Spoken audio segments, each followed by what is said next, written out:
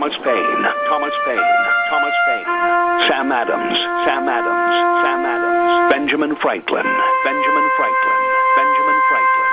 These men spoke up for what they thought was right. From their courage came such documents as the Declaration of Independence and the Constitution of the United States. From their willingness to speak what was sometimes unpopular but right, we enjoy such liberties as freedom of speech, the right to keep and bear arms, and freedom of religion.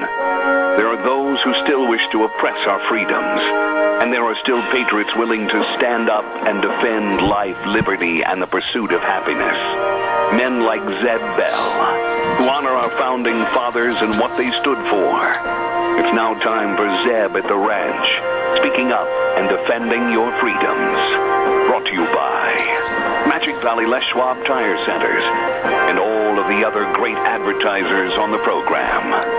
And now, Zeb Bell. I needed a little chuckle this morning, and so I'm going to go back into the archives and give you this little classified note from a newspaper. This is the last message about our dog. Please don't bother us anymore. In response to all the recent emails about our dog, be advised we are sick and tired of answering questions about him. Yes, he bit 6 people wearing Obama T-shirts, 4 people wearing Hillary T-shirts, 2 car drivers with rap music blaring from their vehicles, 9 teenagers with pants hanging past their butt cracks, 3 flag burners, and an Iranian taxi driver.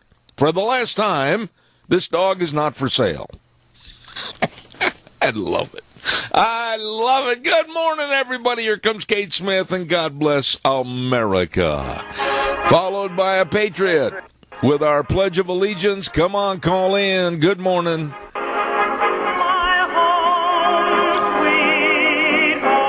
Thank you very much, and welcome to a Wednesday edition. Look at that beautiful blue sky out there and that sun coming up. Zeb at the Ranch, I'm Zeb Bell, with our major sponsor, your Magic Valley Les Schwab Tire Centers, all 7 locations serving you.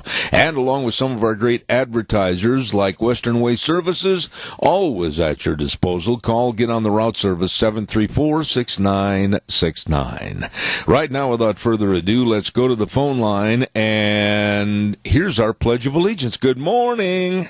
Well, good morning, sir. We did have a caller, but they hung up, and so I figured I'd get on here and do it real quick. Well, good figuring, my young friend. Go ahead, please. Yes, sir.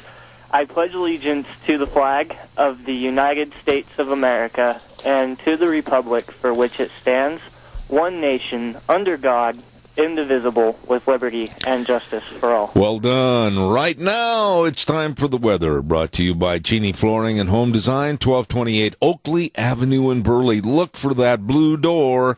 And the month of October, pretty special for Kyle and Whitney Cheney. They were married in October, so they're having a huge, really big fall sale all the way till the end of the month. Everything's discounted at Cheney Flooring and Home Design, 1228 Oakley Avenue in Burley. Look for that blue door, whatever you need to make your house a home. And now, I'm not even going to say who's doing the weather until I hear. Good morning, here's the weather. Here's your weather forecast as we hit midweek stride, and today it's not going to be too bad, although this morning we did have somewhat of a heavy frost, so hopefully you got your gardens pulled. But other than that, looks like partly cloudy skies for today, high of 63, tonight low of 37. Tomorrow, warming up to about 70 degrees, going to be partly cloudy, overnight low of 53. Now for Friday, going to be a fall day. Looks like rain showers are in the forecast, winds picking up to about 15 miles an hour out of the southwest. High of 54, overnight low of 43 for Saturday. Partly cloudy and 61, and back to rain showers on Sunday morning and a high of 56.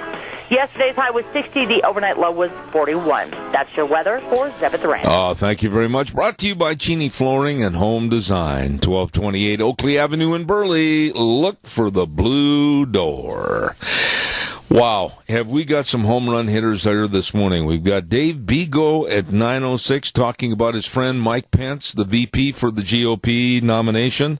And at 9:30, Steve Beeman is going to be back on talking about whether there's any hope at all for the Trump campaign. At 10:06, Dan Simmons is going to be on with the Institute for Energy Research and talking about the craziness, the absolute insaneness of climate change and Hillary's $500 million wanted solar panels. Ay, ay, ay. And then at 10:30, Joe Colangelo is going to talk about consumer research, and we're going to have that on the phone with us all morning. We got some great guests, so don't go away. By the way, too, don't forget Ramsey Heating and Electric at 2600 Overland Avenue in Burley. Hello, Ramsey's. Hello, Rita Glenn, the whole crew. And don't forget they've got all the furnace filters. Yep, you can't expect that furnace in the basement to really want to jump up and work for you unless you clean the filters and make them comfortable. Absolutely stop in and check that out. All your heating and electric needs at Ramsey Heating and Electric, 2600 Overland Avenue in Burley, open 7:30 to 5, Monday through Friday, where they provide warm winters and cool summers. Oh, by the way, too, nothing by the way. I mean, this is the place to go, America's Diner. America's Diner. And they wear that logo proudly because Denny's restaurant is America's Diner at 611 Overland in Burley and also 291 Pole Line in Twin Falls. And I can tell you we're going to have another Gala Christmas Festival over there in December. Don't miss it, man. We're already making plans. Anyway, they're best of breakfast, lunch, and dinner anytime, all the time at America's Diner. With the best of people, 611 Overland in Burley, Denny's restaurant. You stop in and see them today. Wow. I got to get this in because they are my team. I was really worried about my Chicago Cubs and going to San Francisco and playing at AT&T Park, and they lost the third game a couple of nights ago, and I thought last night, oh, they got to win here. They can't go back to Chicago. And even though it's their home field, expect not the Giants to put forth everything they can to whoop them. Well, last night in the ninth inning, the Cubs staged a dramatic, thrilling, yes, I was jumping all over the room, comeback to defeat the Giants 6-5, and they won the NLDS, the division series. Now they go on to the league championships, and it's going to be either between the Dodgers or the Nationals. So go Cubbies! I am a happy camper this morning. I'm not a happy camper on some other notes. And we're going to be talking about Hillary Clinton. It's amazing. I mean, I've been around this old globe for quite some time. And I've traveled all over the country and, for that matter, all over the world. And I am amazed that someone of this less character, Hillary Clinton, could have the support and have the backing and have the blind eye and deaf ear turned towards everything she has said and done. It's amazing. We're going to talk about that in just a minute. Don't forget Jim Patrick running for re-election for the Republican District 25 senatorial seat. And this man really cares. He's a fifth-generation Magic Valley resident, local farmer for over 40 years, and a banking director for over 20 years. Served on the Agricultural Education and Business Committees and has also served on the JFAC Committee. He knows, he understands, he can help. So don't forget on November 8th, you be sure and vote for the re-election of Republican Jim Patrick for the District 25 senatorial seat, paid for by Re-elect Patrick for Senator, Treasurer Jim Patrick. Really a really nice man. Very nice man.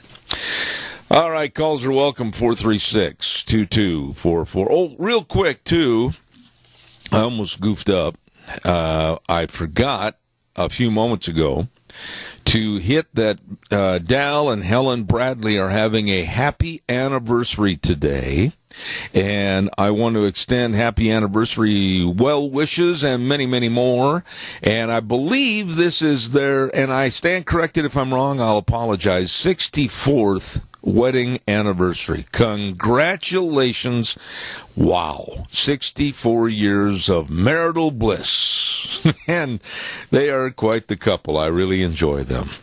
All right, calls welcome, 436-2244, 1-866-927-4587.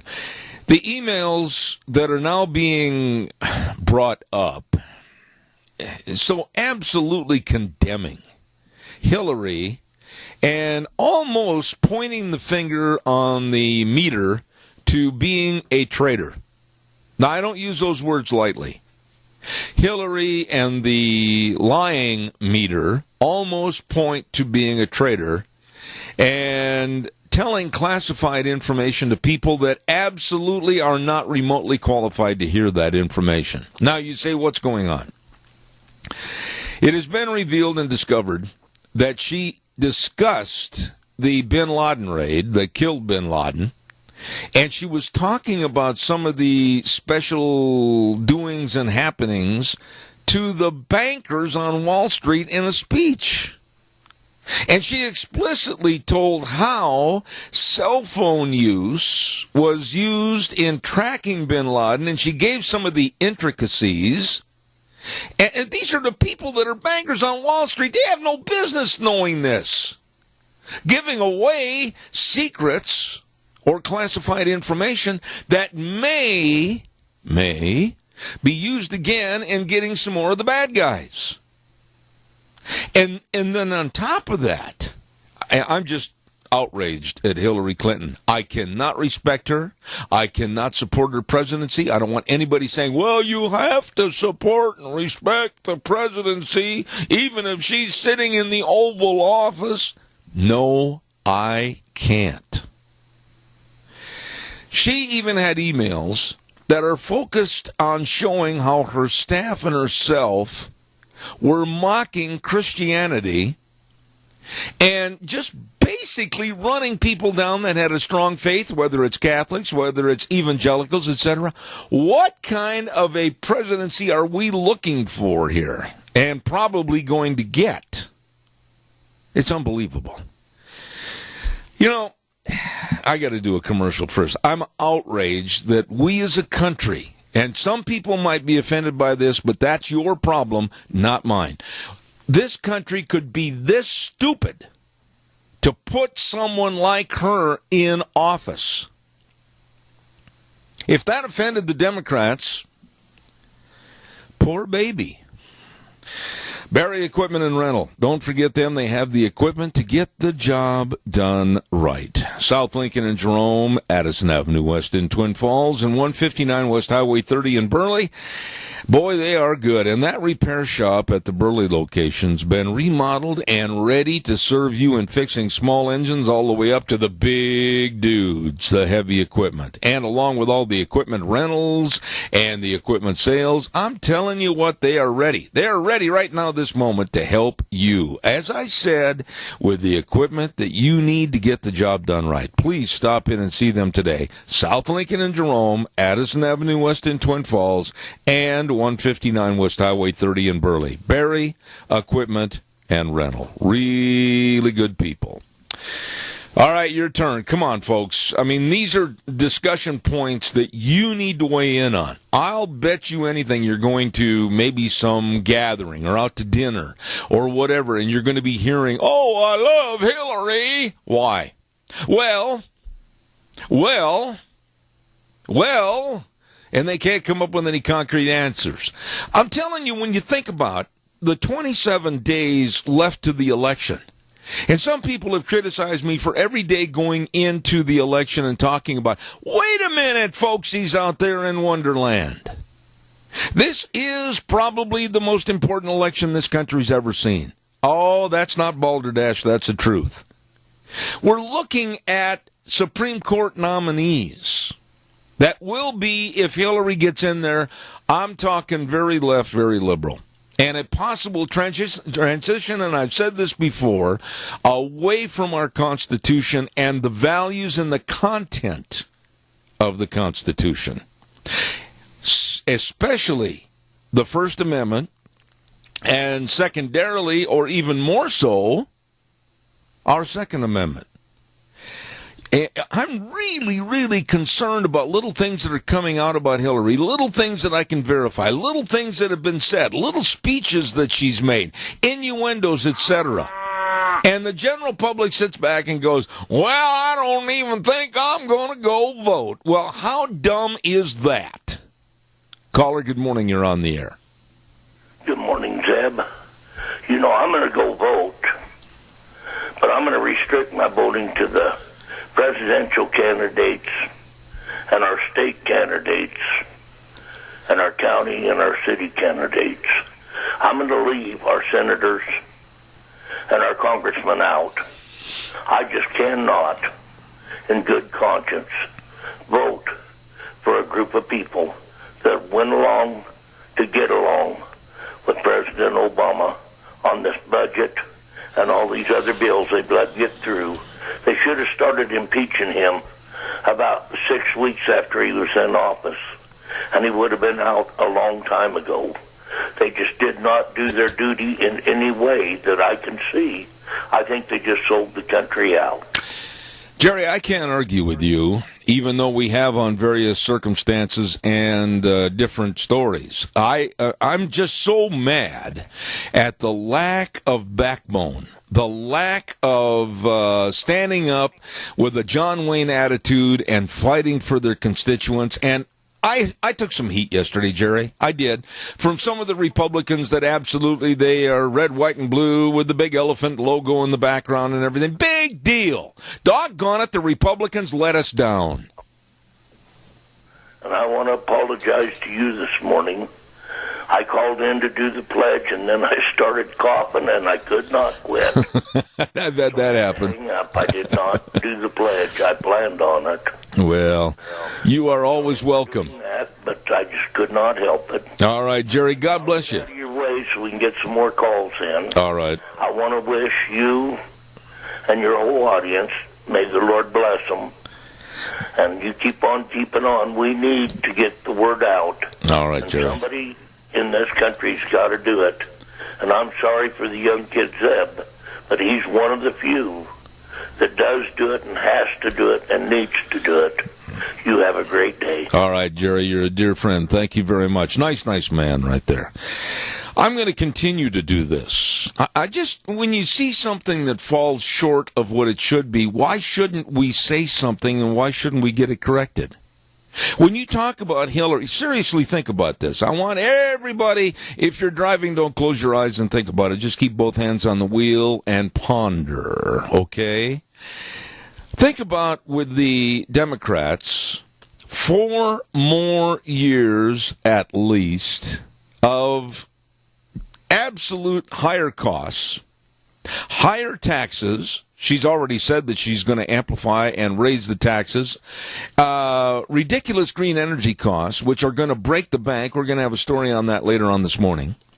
The threat of ISIS growing and saddling up with Islam.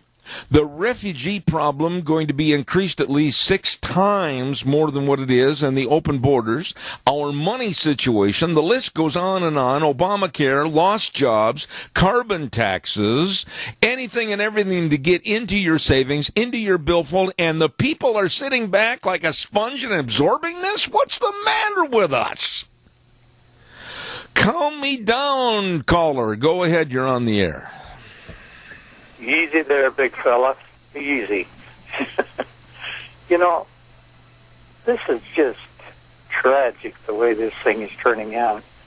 But with these emails and everything coming in, you know, the Hispanic population basically is behind Hillary. And for her to do these things, and I don't know just what all it is about the Catholic Church, but she did set against it.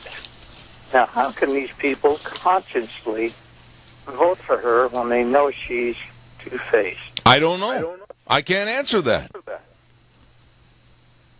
And I am going to vote for Crapo and Simpson because I don't want to lose what little chance we have. But I'm not doing it because I really want to. Yeah.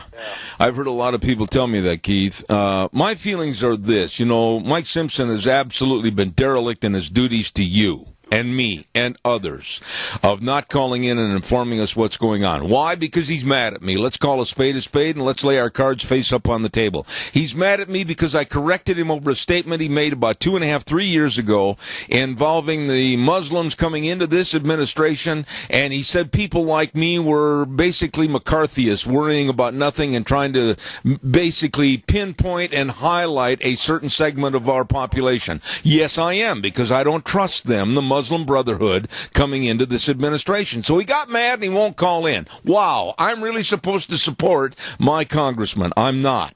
Mike Crapo, I've always got along good with Mike. He's a friend of mine, has been for a long time. But as far as him admonishing Trump, he'd better turn around and look in the rear view mirror for things that he's done in the past. It just amazes me, Zeb, how corrupt this country is. And if Donald Trump doesn't do anything else but expose this, it will be wonderful. Well, it's a shame that it has to be that way. I would rather say this country is wonderful because we're all trying to do things better and make this country greater.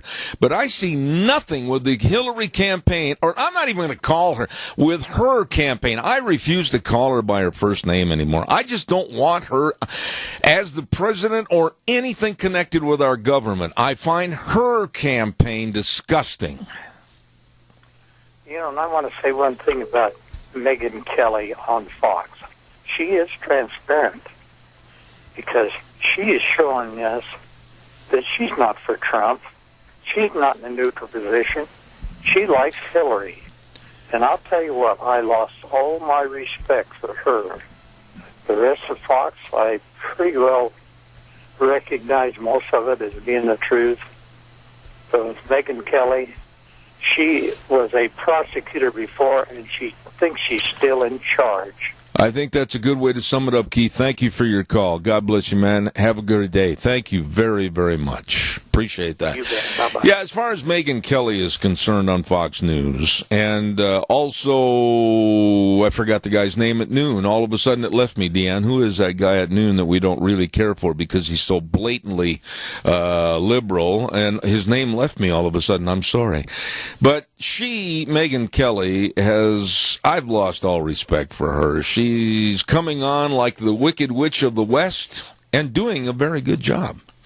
Mount Harrison Audiology. Thank you, Dr. Christine Pickup. Wow, are you having some hearing loss? Well, you say, well, yeah, but that just goes with old age. No, it doesn't. No, it doesn't. It can happen to anybody, whether you're a little kid, a teenager, young adult, or my age. And maybe there's some severe problems connected to maybe a disease or maybe medication or whatever it might be. Please let them help, and they can. Mount Harrison Audiology and Hearing Aids. Call for a hearing screening today at 312-0957. Right across from the Minidoka Hospital Emergency Room. Minidoka, you betcha, easy to find over there. Mount Harrison Audiology and Hearing Aids. Let's see what else have I got. Oh, and I want to remind you, too, about our dear friends at Burley Physical Therapy and Rehabilitation. Yes, I've been going over there diligently and working out. Yes, I've been in the hydrotherapy pool. And yes, they are helping me get back to being me. Oh, man, the transition has been phenomenal. I can honestly say, and people that know me and my lovely wife, I have said many, many times, I have not felt this good for the last 6 years. Wow, I'm ready to go out and whoop the world. I love it.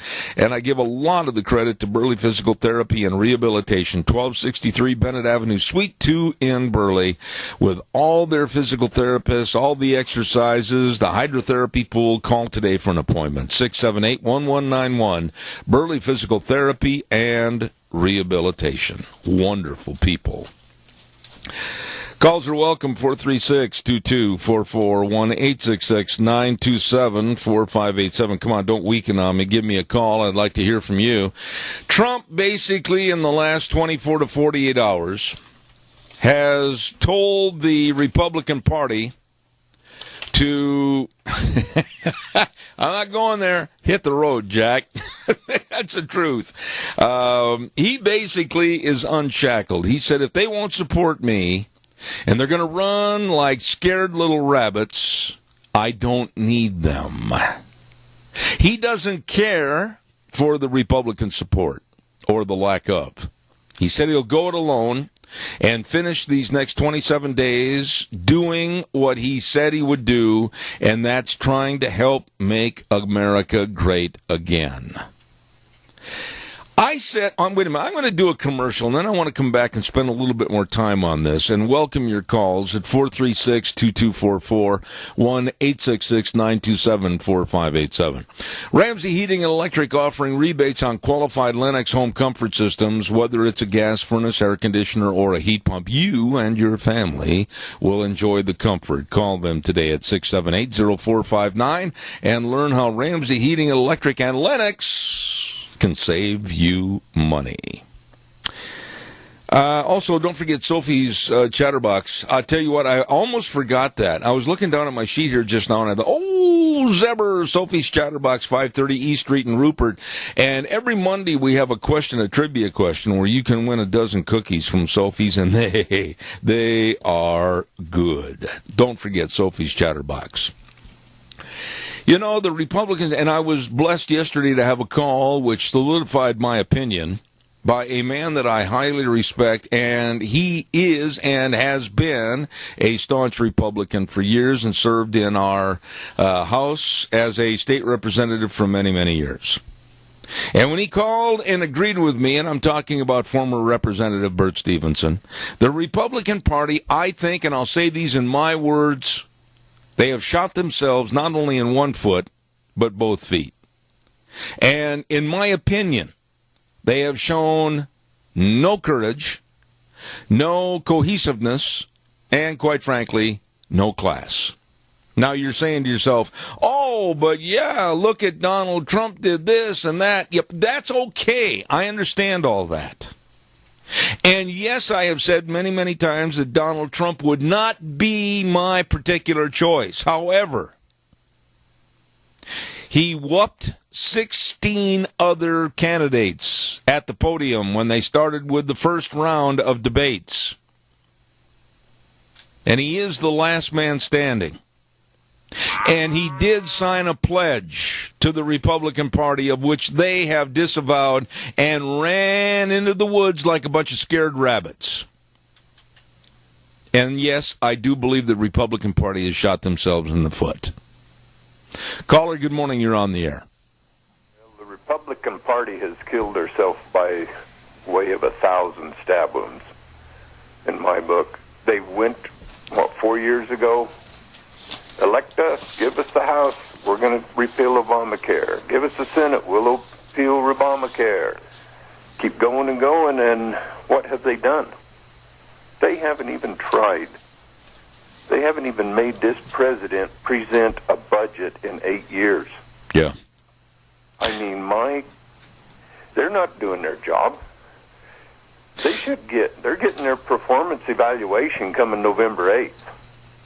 Well, here's the deal, Doug. And by the way, Wheels, can you boost up the feed of the sound to me in my headsets? I'd appreciate it just a little bit. Here's the deal, Doug. When they took over the Senate and the House, what was the thing that they said when they were going for all the votes? They said, we will stop this, we will change this, we'll take care of Obamacare, we're going to make America what it should be, and all this. Balderdash. What have they done? Tell me one thing that they've done when they've controlled the House and the Senate. I'm listening. Go ahead. You'll get crickets from me. You know, it's a shame. A number of things, just like Hillary's accomplishments. Yeah.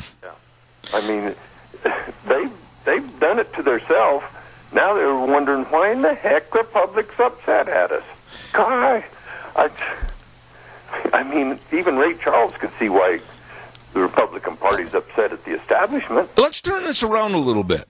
Turn it around and look at it in the rear view mirror over at the Democrats. Now, I know a lot of Democrats that absolutely can't stand Hillary Clinton. I know a lot of Democrats nationwide. I have talked to them. I've had conversations with them. They don't like her. They don't like her policies, but they stayed cohesive with the party. And they were trying to stay cohesive to get the job done and hopefully rein in some of her stupidity. What happened over on the Republican side? Somebody fired a shotgun and all the rabbits ran in the woods. That's right. I mean, it's amazing how shallow the Republicans back there in office that are running from Trump, how shallow they're thinking. You know, and what's funny, Doug, what's funny is they will call me, and after the program, some will, and they'll go, well, now, Zeb, you've been a Republican. You've been conservative. Why are you chastising the hand that basically has been supporting you? And then my temper goes to 900 degrees right off the charts, and I'll say, what have they done to support me? Oh, good, they've been nice to me on the radio. Big whipping deal. What I'm looking for is them to attack the policies that are hurting this country, and doggone it, Doug, they haven't done it. They haven't. You know, like that, when they first stood up Obama and they had the government shutdown, supposedly, that's what it was, and they were being blamed for it. Oh my gosh, we're being blamed for this. They're scared to death. And then what happened the next election? We gained seats in the House and the Senate. The public does not believe the media, and the Republican Party back there, the elite, the rhinos, can't understand the American people are smart enough to see through the BS the media's throwing out there. Yeah, and here's the deal with Paul Ryan. Paul Ryan was born and raised 18 miles from my hometown in Janesville, Wisconsin. Who knows, we might have even crossed paths one time when I was back there. I used to go to Janesville all the time. For him to sit there and basically say, I'm not giving a direct quote, I'm giving a paraphrase, you know it's true. Hey, fellow Republicans, we can't stand Trump, but we've got to save our seats in the House and the Senate. Go out and protect yourselves and your job. That's basically all they did. Yes. Yes, and I can't remember the quote from Rush Limbaugh a couple days ago, and it was so great. It talked about, you know, if you're not willing to do this and that, you're not willing to support Trump when he was willing to support you, why should we vote for you? Well, I've said that for a long time myself on this program. Why should he have signed that pledge and then have everybody run like little sheep? Well, I personally look at Hillary and I look at Donald, and I'm going, okay, who would be the best for the situation we have? Hillary, we know exactly what Hillary's going to do. These emails coming out state what kind of character this woman has. Yeah, wait a minute. You just touched on a word that needs to be expanded upon. Character. I don't like what Trump has done or said. Okay, in many instances, I can't abide by that. But let's not carry the ball off the field and say that Trump can't play anymore, because look back to the Kennedys. Look back to Bill Clinton. And even before them, look back to Ike. Eisenhower had a lot of holes in his screen door and the flies were coming in. Why are we just centering around this man, Trump, and trying to play holier than thou? Because they are afraid he's going to shake things up, and the good old boys club back in D.C. will cease to exist. That's my personal opinion. No, I agree with you. Afraid for the things that they can't go on status quo, you know. Yeah, the establishment. Exactly, the establishment. Yeah. The elite people back there, be it Republican, be it Democrat, they know who in the hell they are. They know they've sold their soul out to the devil for the almighty dollar to line their pocket. Yeah, what's that song by Ernie Ford, Tennessee Ernie Ford, about 16 tons? I owe my soul to the company store. Yeah, I got to run. That was a very poor rendition, but it helped a little bit. Thanks, Doug. God bless. All right, buddy. Hey, don't forget our dear friends at Ark Animal Hospital. You know, I mean, they absolutely are so concerned about taking care of your pets, be they big pets or little bitty pets. Yep. Large or small, they love them all. And they have warm hearts for cold noses. Ark Animal Hospital, 750 21st Street in Hayburn. Nice people. I mean, really doing a job for you.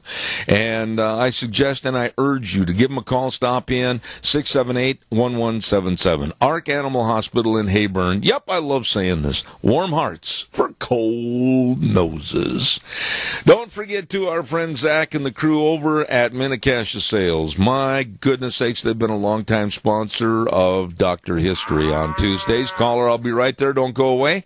1321 East Main Street in Burley, right across from the airport. Oh, and you can replace and upgrade your windows, and you should, because old man chilly winter is around the corner. Upgrade your windows with the Western Windows by going into Minnecasia Sales, and they can help send over a contractor to do the installation, too. Minnecasia Sales, 1321 East Main Street in Burley, sponsoring Dr. History. Good morning, you're on the air. Hi, Zeb. Hi there. Hi. Yesterday, I called Mike Crapo. I just couldn't stand it any longer. And I've just been so infuriated that I decided to go ahead and call. What I told him, well, his person, and I called the D.C. office because you don't get anywhere here in the state. Right. Anyway, he was a very nice young man, young, I guess.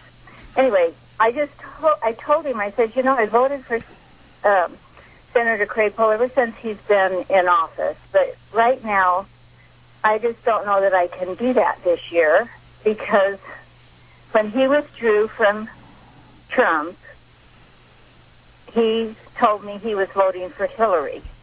And I can't in good conscience vote for someone that will vote for Hillary or support her.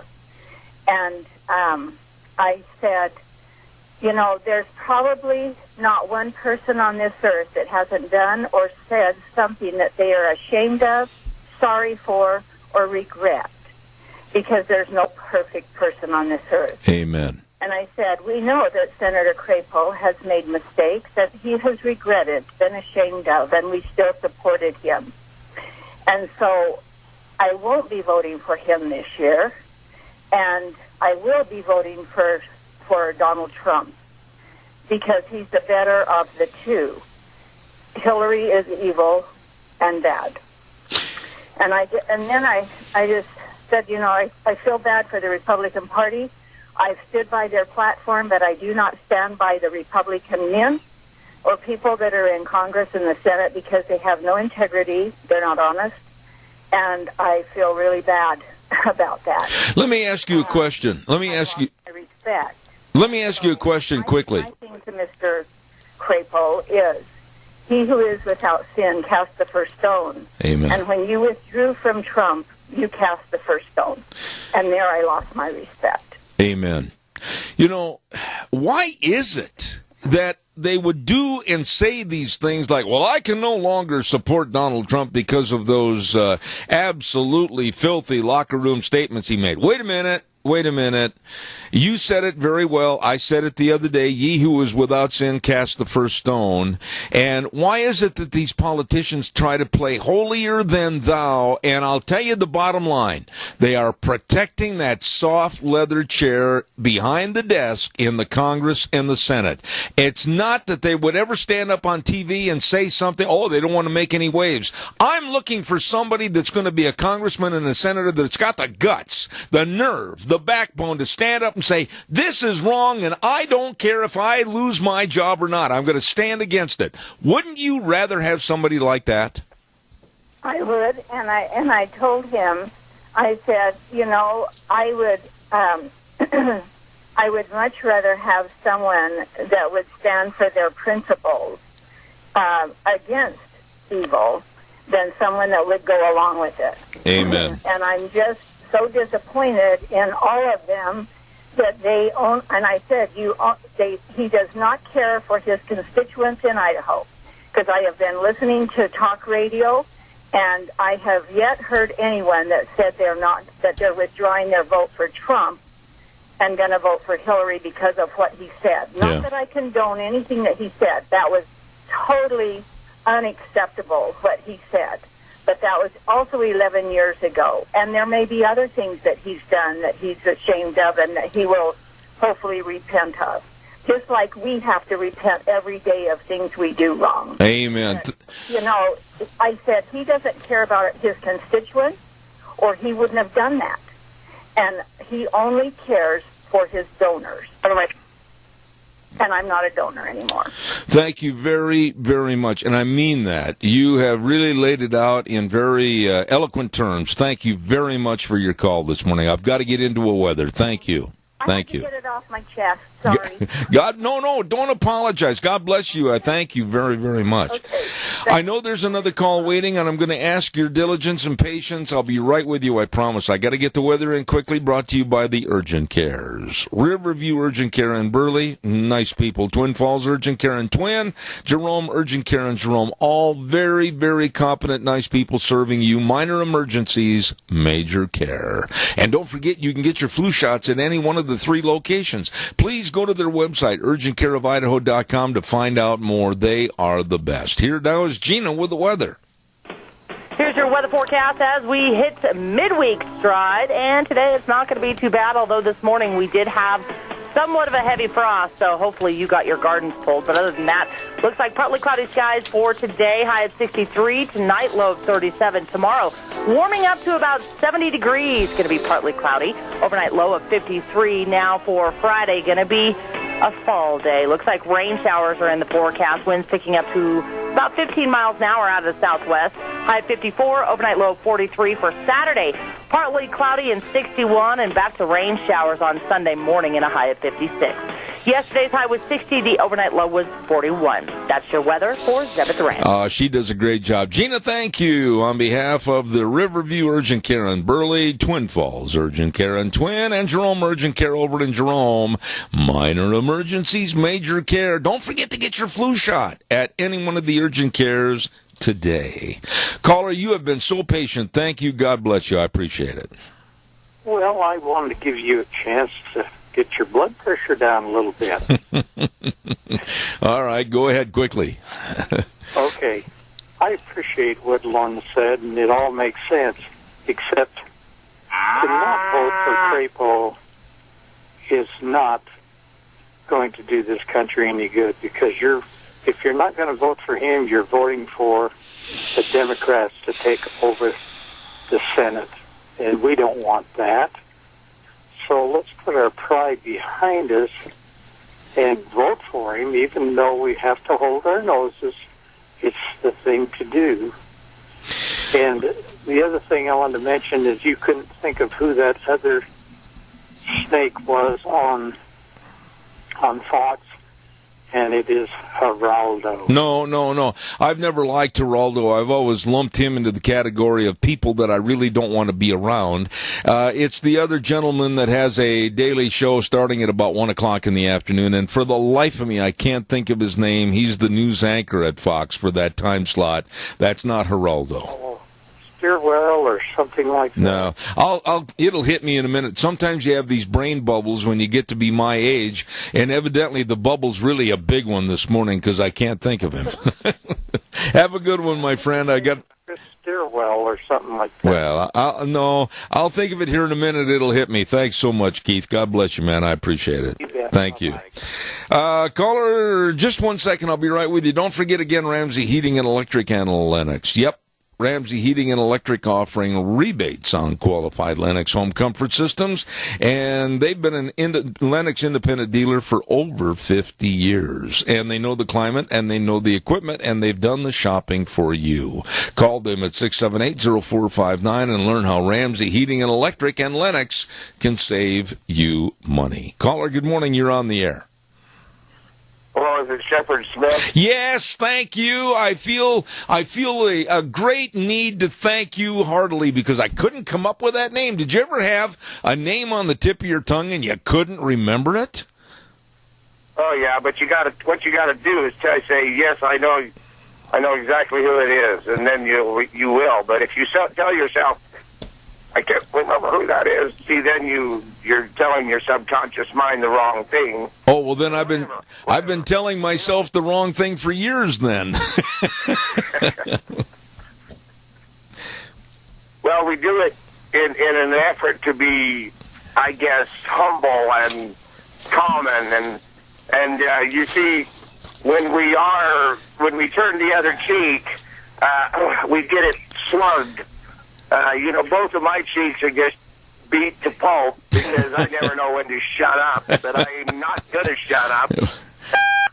It's just like when I called on Monday, I couldn't get through to Crapo or Simpson. Right.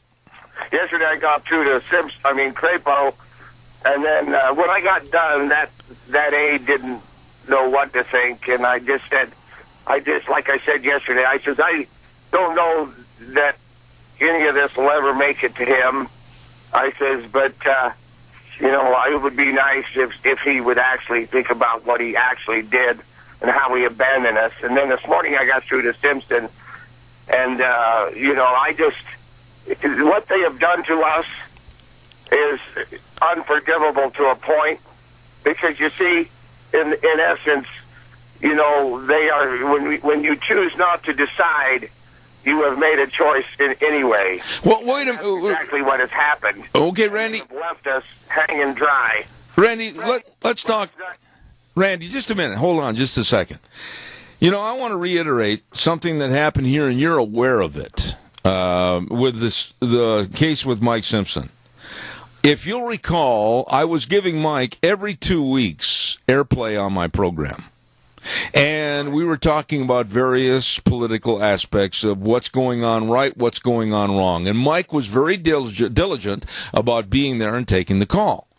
And then on that one day when we started talking about the influence of Islam and the influence of Muslims and the Muslim Brotherhood, that's when the wreck started to happen. And he and I had a total disagreement on the involvement of Islam and the Muslim Brotherhood in this Obama administration. Now, I don't feel, you can tell me if I'm wrong, but as a broadcaster, and I own this program, I don't feel that I have to be a puppy dog chasing a parked car to get him back on the air. He should be able to call and say, hey, wait a minute, I understand and appreciate your position, and I'd like to be on your program so I can talk to my people in the Magic Valley. He has not done that, and I don't feel like I have to chase after him. Well, let me tell you something. The ego of these people outweighs the well-being of the American people. We're out here, waiting for them to actually do their job. Last night, there was a gentleman on. He was an advisor to former Prime Minister of England, David Cameron, who just resigned because of the Brexit. Yep. And this guy's name was Steve Hilton. Yes. And he said what he saw, and he was an advisor to Cameron, who was a liberal. But he says the Brexit was like nothing that it has happened in years. And I mean, since the 90s. And he says, I see resemblances of Trump. And he says, when these Republicans backed off, yesterday my son... Okay. Hey, Randy, wait a minute. Wait, whoa. I can't go into a long... Randy, wait. Wait a minute, Randy. I can't go into a long dissertation right now because make your point. I've got to get it on here because I've got a Les Schwab commercial to do before the break. Real fast, what's your point? Steve Hilton said that the Brexit, they said it wouldn't happen. It did happen. I guess my point is I keep going back to the fact that the polls may not be right. They may be skewed. Hopefully there'll be a backlash against these Republicans and we will elect Trump. That's it. Absolutely good. Randy, buddy, thank you very much. I appreciate it. Thank you. Sometimes the old clock on the wall dictates how long I can visit, and I don't mean to seem rude. Anybody out there, well, he was rude. No, I'm not. I've got a clock that says, thou shalt do this now. Don't forget your Magic Valley Les Schwab Tire Centers. All 7 locations serving you. And a big fall tire sale going on at all 7 locations. Lane and Rupert, Dave on Blue Lakes and Twin, Mike and Buell, Mike and Jerome, the Twist family in Paul, Daniel on Pole Line in Twin Falls, and Randy on Overland and Burley. All 7 places, all the people serving you with the best of tires and the best in brake service and the best in shocks and struts, front end alignments, and batteries. Our forecast is continually getting a little bit cooler, chillier, and colder. And you better make sure you got a good battery to start that vehicle. They've got the absolute best over at your Magic Valley Les Schwab Tire Centers. You stop in today, check out the fall tire sale, and drive safely. Thanks to your Magic Valley Les Schwab Tire Centers. The best. Coming up next hour, I'm really looking forward to the conversation with Dave Bigo, and we're going to be talking about his friend Mike Pence. And then also at 9:30, Steve Beeman, an economist that's going to be on the air talking about whether there's any hope or not for the Trump campaign or some of his policies. And we're looking forward to having that on the air. Real quick, don't forget the Senior Junction Pumpkin Function coming up October 27th at the Senior Junction, 2421 Overland and Burley. They're going to have all kinds of fun things. A huge breakfast at 7 a.m. in the morning, and they're going to have costume contests, pumpkin carving contests. T-shirts are on sale for $15. Come on, support the Senior Junction Pumpkin Function, October 27th. I'll be there with a live remote broadcast. All the net proceeds go to the Meals on Wheels. Right now, we're going to send it over to Wheels at the station and be back in about 6 minutes. Oh, yes, here we go. Hour number 2. The minute Deanne walks out of the house, the phone just rings off the hook. And we just had a call from Senator Lee Hyder, and we'll call him back. I called him twice, and he's calling me back. So there we go, and welcome to the next hour of fun, frivolity, and whatever. Zeb at the Ranch, Zeb Bell, your Magic Valley Les Schwab Tire Centers are our major sponsor, and we thank them very much. Big fall tire sale going on right now, along with some of our great advertisers, including Western Waste Services. From the canyons of the Snake River and all across southern Idaho, we're always at your disposal. Western Waste Services, we care about our community, our resources, and this free land. Western Waste Services is lending a hand, always at your disposal. Western Waste Services. Western Waste Services, and they do so many things, always at your disposal. You know, don't forget those Go Mini storage units. Man, they are nice. You can have them delivered to your property, leave them on your property, and fill them up with all the goods that you don't want to store in the basement or up in the attic or out in the garage. Or you can have them transported over to be stored on their property. Always at your disposal. Western Waste Services, 734-6969. You give them a call today. And by the way, let's not forget again our friends at Ramsey Heating and Electric. They've been with us for so many years, and God bless them. They are wonderful people, offering rebates on qualified Lennox home comfort systems, gas furnaces, air conditioners, heat pumps, whatever you and your family will enjoy the comfort. Yes, sirree, Bobby. Don't forget Ramsey Heating and Electric and Lennox, saving you money. By the way, too, election time, and boy, we're going to get filled up here in the next couple of weeks, so bear with us a little bit. But I want to tell you right now about a man that's running for re-election for the Republican District 25 senatorial seat, Jim Patrick. Good guy, and he's a fifth-generation Magic Valley resident. He knows agriculture. He knows water issues. He's served on the Agricultural Education and Business Committees and also on the JFAC Committee. Don't forget on November 8th, vote for Jim Patrick to re-elect him as Republican District 25 Senator, paid for by Re-elect Patrick for Senate Treasurer Jim Patrick. Right now, man, I can't wait for this conversation. I am looking forward to visiting about this mess that we're living in politics. My dear, dear friend Dave Bego in Indianapolis, Indiana. David, what are we going to do? Good morning, sir. Good morning, Zeb. I hope you have good weather out there. We've got nice weather here in Indiana right now, and I think the next 4 weeks here are going to be interesting. Well, now that's got to be the understatement of the year. Honestly, I want to ask you first and foremost, what about Trump? Is this 3 strikes and you're out? Is there still a chance? Everybody's writing him off. The Republican Party has basically used him as a doormat, and they're cleaning their Tony Lama boots on him. I mean, what about Trump?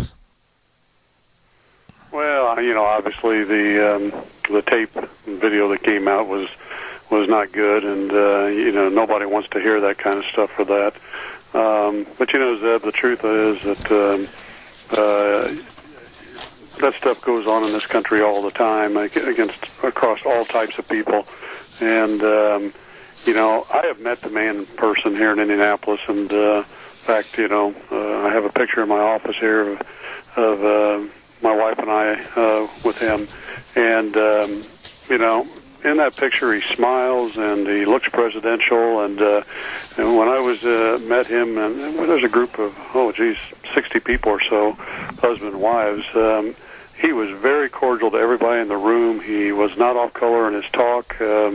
He was pleasant. He didn't mistreat any of the ladies or say any bad things or anything like that. So I think that this, unfortunately, he got caught in locker room talk, but when I've seen him out in front of other people, and even in closed-door meetings with other people, he's very professional. Okay, I'm going to say what I've been talking about the last couple of days, Dave, and you can respond, you can chastise me. I'm a big enough guy, I can take it. I said the Republicans have just shot themselves in the foot. They've shot their party in the foot, and they've shown a lack of class, a lack of courage, and a lack of cohesiveness because of the way they've handled this situation. Do you agree or not? Oh, absolutely. And, Paul Ryan, I've met him. I spoke several years ago to the Republican Whip Committee, which is the top 50 people in the House, and he was in there when I spoke in that and afterwards, and I tried to get him to talk afterwards, but I have to tell you, he's not a bad guy, but he's not very personable, and he's entrenched in his own thoughts, and I can see him as a House leader not getting people together. He doesn't have the I think the personality for it to get people on the same page and understand that we got to work together. We can't let Hillary run this country. Well, I mentioned this last hour, and I want you to respond to this one. There are many Democrats, I know many because I've talked to quite a few, that are not supportive of Hillary. They are not supportive of her way out ways for higher taxes and green energy and the refugee programs, etc. But they are backing the party, hopefully that they told me that they have the power within the party maybe to stop, stymie, or change some of her philosophy, but they remained in the party. The Republicans didn't, Dave, and they are not. They made pledge authority to Trump to sign the paper, and they said they would go along with him if he was the nominee. They absolutely jumped out of the boat, and they're swimming to shore. Well, Zeb, unfortunately, I think, and I think the last 4 years is a good example. The Republican Party, with control of the House and Senate, has had a chance to really go after this administration and their principles and their regulations and executive orders and all that, and they haven't done a thing about it. And it just shows a lack of backbone, and I think that's what we're seeing in the Republican Party right now. And I think that what's going on both sides of the aisle points to the fact that we need term limits, and we need them now, because we need people to go in there and do the right things for America, and then go back into the private sector and run their own life. I agree. I am absolute agreement on that. When you talk about Hillary, Dave, and I know that with your employees, your business, and the people you associate with after you leave work, etc., there's got to be talk about the high costs, the taxes, the ridiculous cost, non-effective green energy, ISIS, and saddling up with Islam, the refugee program, our money, Obamacare. I mean, how can anybody buy into the platform that Hillary is going to put on us? I don't understand that. Zeb, I'm with you. It's hard to believe, and it's. I don't know where we go from here. I'm really concerned about the next 4 weeks. I really am. And that's the first time I've ever heard you with a real frustrated sound to your voice, kind of like me. I mean, I'm worried about the future. I'm worried about my retirement. I'm worried about others with their health care, and I'm worried about the money that's going to be taken out of their pockets for this absolutely insane attitude of green energy, replacing what already works and is cost effective. Dave, this makes no sense how anybody could follow Hillary down that trail. I know, and and that leads me back to the debate a little bit. And I was having breakfast with some business associates this morning, and we were talking about this. And one of them is in an accounting firm, and in fact, he does work for us. And one of the first things he says, I don't understand why Trump doesn't stand up, and when Hillary brings up all this stuff and the higher taxes and all that, and then all he says is, well, I'm going to lower taxes on the upper level businesses and that, and all businesses and that.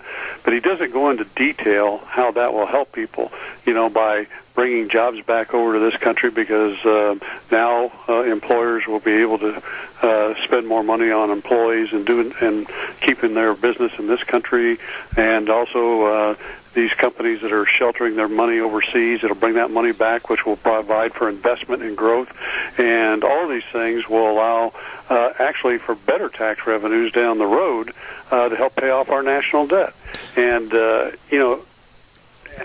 the other thing he doesn't do is he doesn't challenge Hillary. He says, Hillary, how could you be for these things?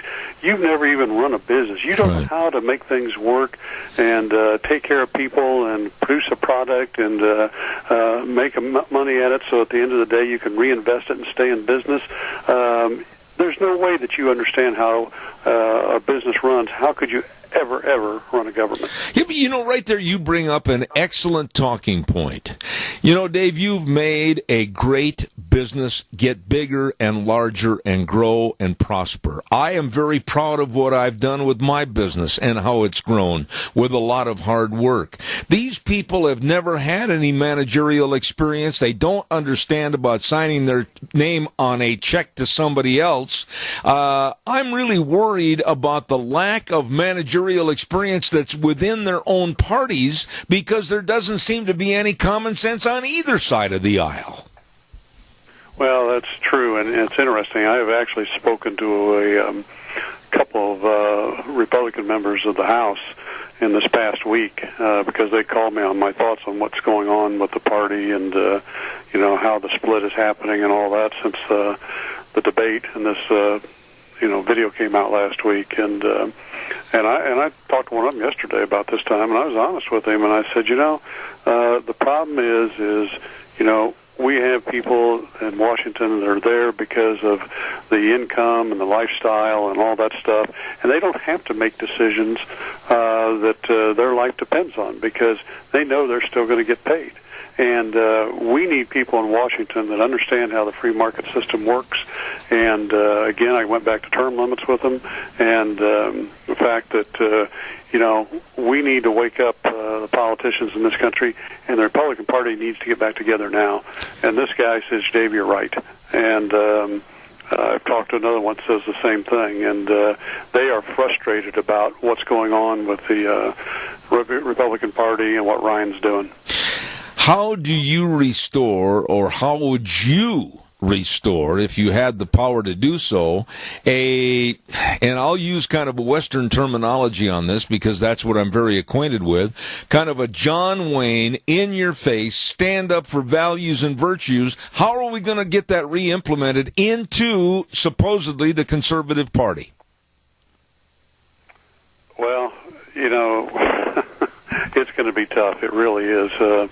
We need somebody with backbone. Unfortunately, most of these people don't have backbone. They're too worried about getting elected again, and they don't want to do anything that could affect voters. And that's the sad thing, Zeb. And this is a tough thing. And I think what we're going to have to do, if we're ever going to get this turned around, we're going to have to get more and more businessmen that decide they're going to run for office, and ones that have backbone, and they're going to stand up and say, we're not going to put up with this anymore if we're going to turn this country back around. I couldn't agree more.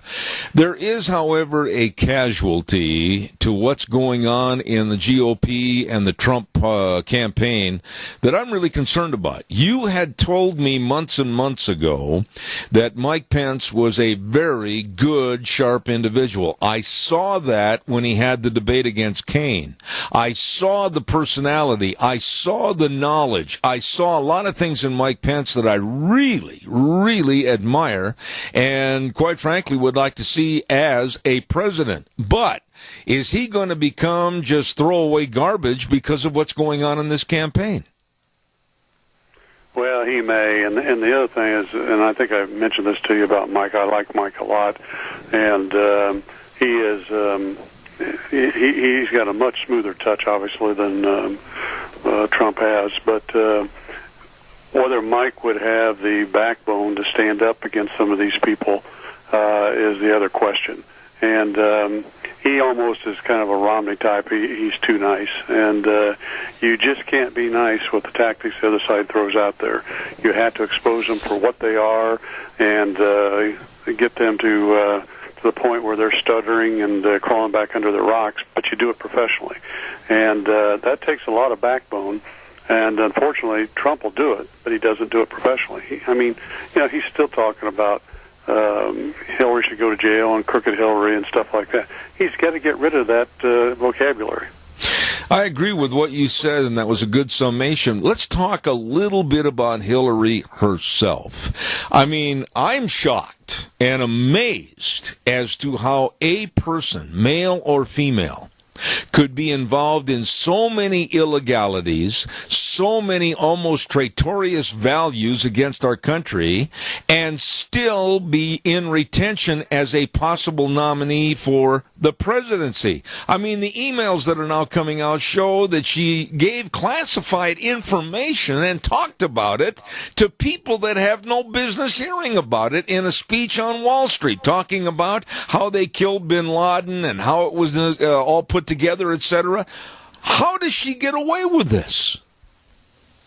Because she's just a tool, and the mainstream media, who is backed by the far left radicals and the union bosses, they're the ones behind all this, and the mainstream media won't stand up either because they don't want to say anything that the union bosses or, again, left wing will come and attack them for and threaten them with lost business and revenues if they don't do what they want them to do. And so they're willing to put somebody like Hillary in there, and she's just a puppet. Just like Obama, she's a puppet. I couldn't agree more. Let's talk a little bit about the what-ifs. What do you think now that basically Trump is unshackled, those are his words, from the Republican Party, and basically not looking for or wanting their support, and he's had rallies in the last couple of days, and I mean, we're talking thousands and thousands of people. What about the deplorables? What about these people? What's going to happen when and if Hillary does win the presidency? How is this country ever going to put back into a united situation? Well, it's going to be tough, and I think if he doesn't, I think you're going to see the Republican Party crumble, and it's going to have to be rebuilt. The problem is during that time period, what her administration, and I'm sure Obama will still be involved. In fact, I think he'll get appointed to the Supreme Court. Oh, boy. And they're going to use that to radically change the Supreme Court and laws and that across this country. And I think it's going to be, I think it's going to be tough. I'm afraid we're going to go into a recession. And I'm afraid, again, as I've said in the past, that they're going to try and bring the country down and declare martial law and turn us into a socialistic country. Now, I've talked about this deal with the possible appointment of Obama to the Supreme Court. Do you honestly think, Dave Beagle, that A, he would be appointed, or B, he would take the appointment? I think he probably would. He just bought a house there in Washington down the street from the Capitol and that, and so I wouldn't be surprised at all. It would put him in a position where he could still be involved and still have something to do and get paid. When you look at the overall values that are going to be turned upside down in this country with a Hillary presidency, and I mentioned already about the green energy factor where she wants to have 500 million with a B, 500 million solar panels put up in this country. I mean, where are the environmentalists? Where are the people that are saying, well, that's a desecration to our land, etc.? We can't have all that. And all the wind turbines. I mean, this is complete lunacy. What are your thoughts on that? Well, it is, but again, this is, she is backed by groups that the federal government is funding, and they want to keep those in place because it's just like a circular motion. They give money to these environmental companies that are supposed to be doing great things for the environment. And all those people are doing, several of them have gone out of business and closed down. But what they're doing is recycling the money back to the Democratic Party for their election process. How did you feel, last thought this morning, but how did you feel about some of the emails that have been found to where Hillary and her staff have basically been denigrating certain aspects of Christianity and really downplaying their value? What were your thoughts when you heard that? My thought is when is Christianity, and I'm a Catholic, when is the Catholic Church going to wake up? Because a big part of the Catholic Church is still votes Democratic and have in most of the elections. And when are they going to wake up to the fact that all this stuff, because the bottom line, what this stuff is all about is what they call social justice, taking care of everybody, education and wages and all that. But the bottom line, at the end of the day, what this is all about is getting people to be the same. And when you have people the same and they don't work very hard, you control them. Yeah. And that's what this is all about. And what's going to happen in the end is people are going to be worse off, and people in the church don't understand that. One couple of final thoughts here this morning. My Cubs, of course, came back in the ninth inning last night, defeated the Giants 6-5. Now they go on to the National League Championship Series. I really have been following your Indianapolis Colts. What's the feeling about how they're doing? Give us a little sports trivia this morning. Well, the Colts won. They beat the Bears, which right. is good. That gives. We always like it when we beat the city north to us, and we've got a few people that work for us that are Bears fans, so we were able to really jump on their backs about it. But you still look at it in a lot of ways. They were very lucky to win, and their defense is just. It's just bad, Zeb, and they're going to have to do something about it if they're ever going to come back. Do you, by the way, I've never asked you this on the air, but do you get a chance to go to some of the Colts games when they're home? Yeah, I haven't yet this year, but I've got tickets for one or two of them coming up, and and we also have Pacer tickets, so we'll be getting involved in that pretty soon, too. All right. Dave Beagle, I really relish our Wednesday conversations, and you do a wonderful job. Anything you want to tell us about your blog, your books, anything else before I let you go? No, they can just go to my website to pick up my book, thedevilatourdoorstep.com, and I hope people do it because, despite the fact that the mainstream media will not, push my book because they're afraid of being attacked from behind by the union bosses and the media. I'm getting more and more people around the country that are finding out about it and reading it, and I get emails that people are saying, Dave, you're spot on. And we need to get more people in this country to read it. Absolutely. Dave, you're always appreciated here. Thank you very much, Dave Beagle in Indianapolis, Indiana. God bless. Have a good week. We'll talk to you next Wednesday. Well, thank you for what you do, and keep up the good work, and have a great week. All right, Dave. Thank you very, very much. One of the nicest people that I've been around in this radio business for a long, long time, Dave Bego, and we do appreciate him. Right now, we also want to say how much we appreciate our dear friends over at Hanson Mortuary. Yes, 710 6th Street in Rupert with Joel Heward, his family, the staff. I mean, they are really there to serve you. And when there's the passing of a loved one, they are there to help you with all the arrangements. And don't forget, always with the highest ethical standards, with unquestioned integrity. And they believe that every life is worth remembering. Please call them. Find out more information at 436-5636. That number again, 436-5636. Hanson Mortuary, 710 6th Street in Rupert. And before we go to our next guest, I also want to acknowledge the fact that a great big sale is going on. Deanna, did you find out any more on this regarding our dear friends at Lee's Furniture, Floors, and More? Oh, my goodness, what a sale. It's kind of an extension from Columbus Day. No money down, no interest on 12 months on approved credit. And you can get a king-size mattress for the price of a queen and a queen-size mattress for the price of a full. Whoa! Save money and sleep comfortably. Everything is marked down. You be sure and stop in and see them today at 459 Overland in Burley. Lee's Furniture, Floors, and More. You stop in and say howdy today. Coming up in just a moment, we'll have Steve Beeman on the program. Steve's always welcome on the show with his insight on what's going on in political aspects. We'll have him in just a moment. But right now, I also want to remind you about Let's Ride.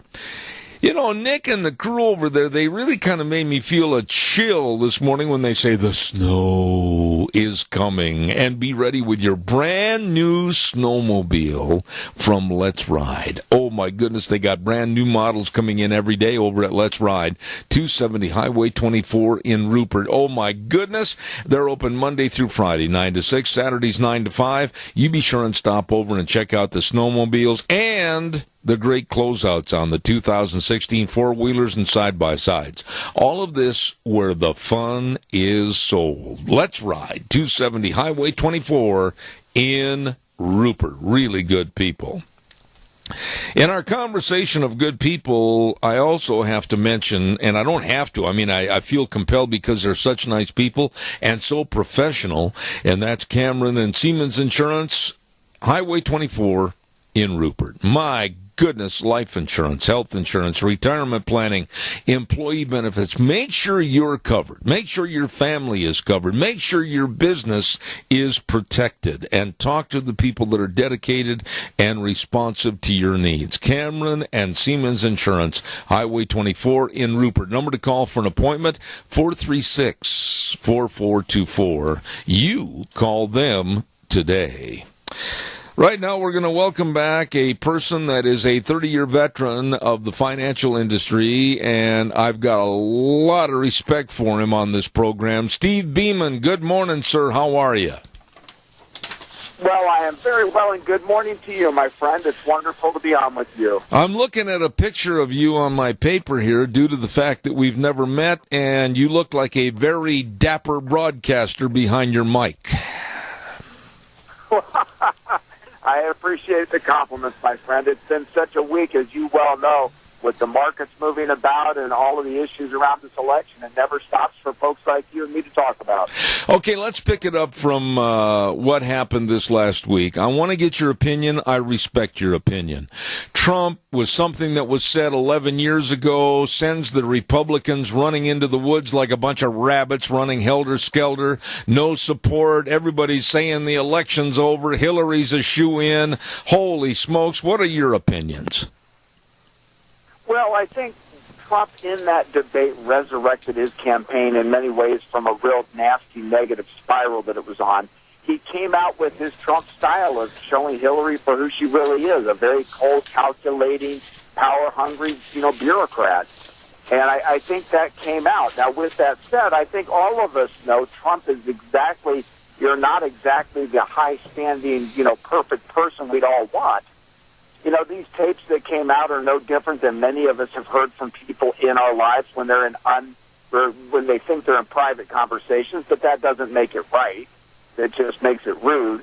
But I do think Trump held his own. He came back at Hillary with the facts of where she stands and the facts of what she's done, and that should bode well for his, electrifying that base of support.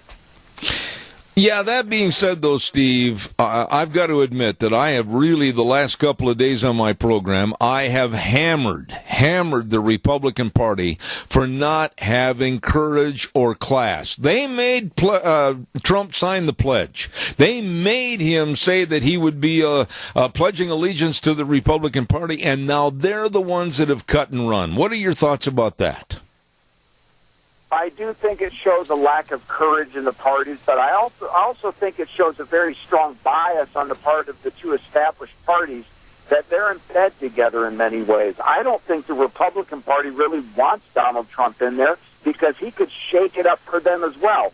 The embedded lobbyists and the bureaucrats who've been around for 30 years who, based on recently published research, hold us in contempt, are afraid of this man. They don't want a disruptive influence in Washington. So I guess I'm not surprised that they're running away, doing what they can to mess him up, but I think that's just going to energize more and more people to support him. I certainly hope you're right on that point.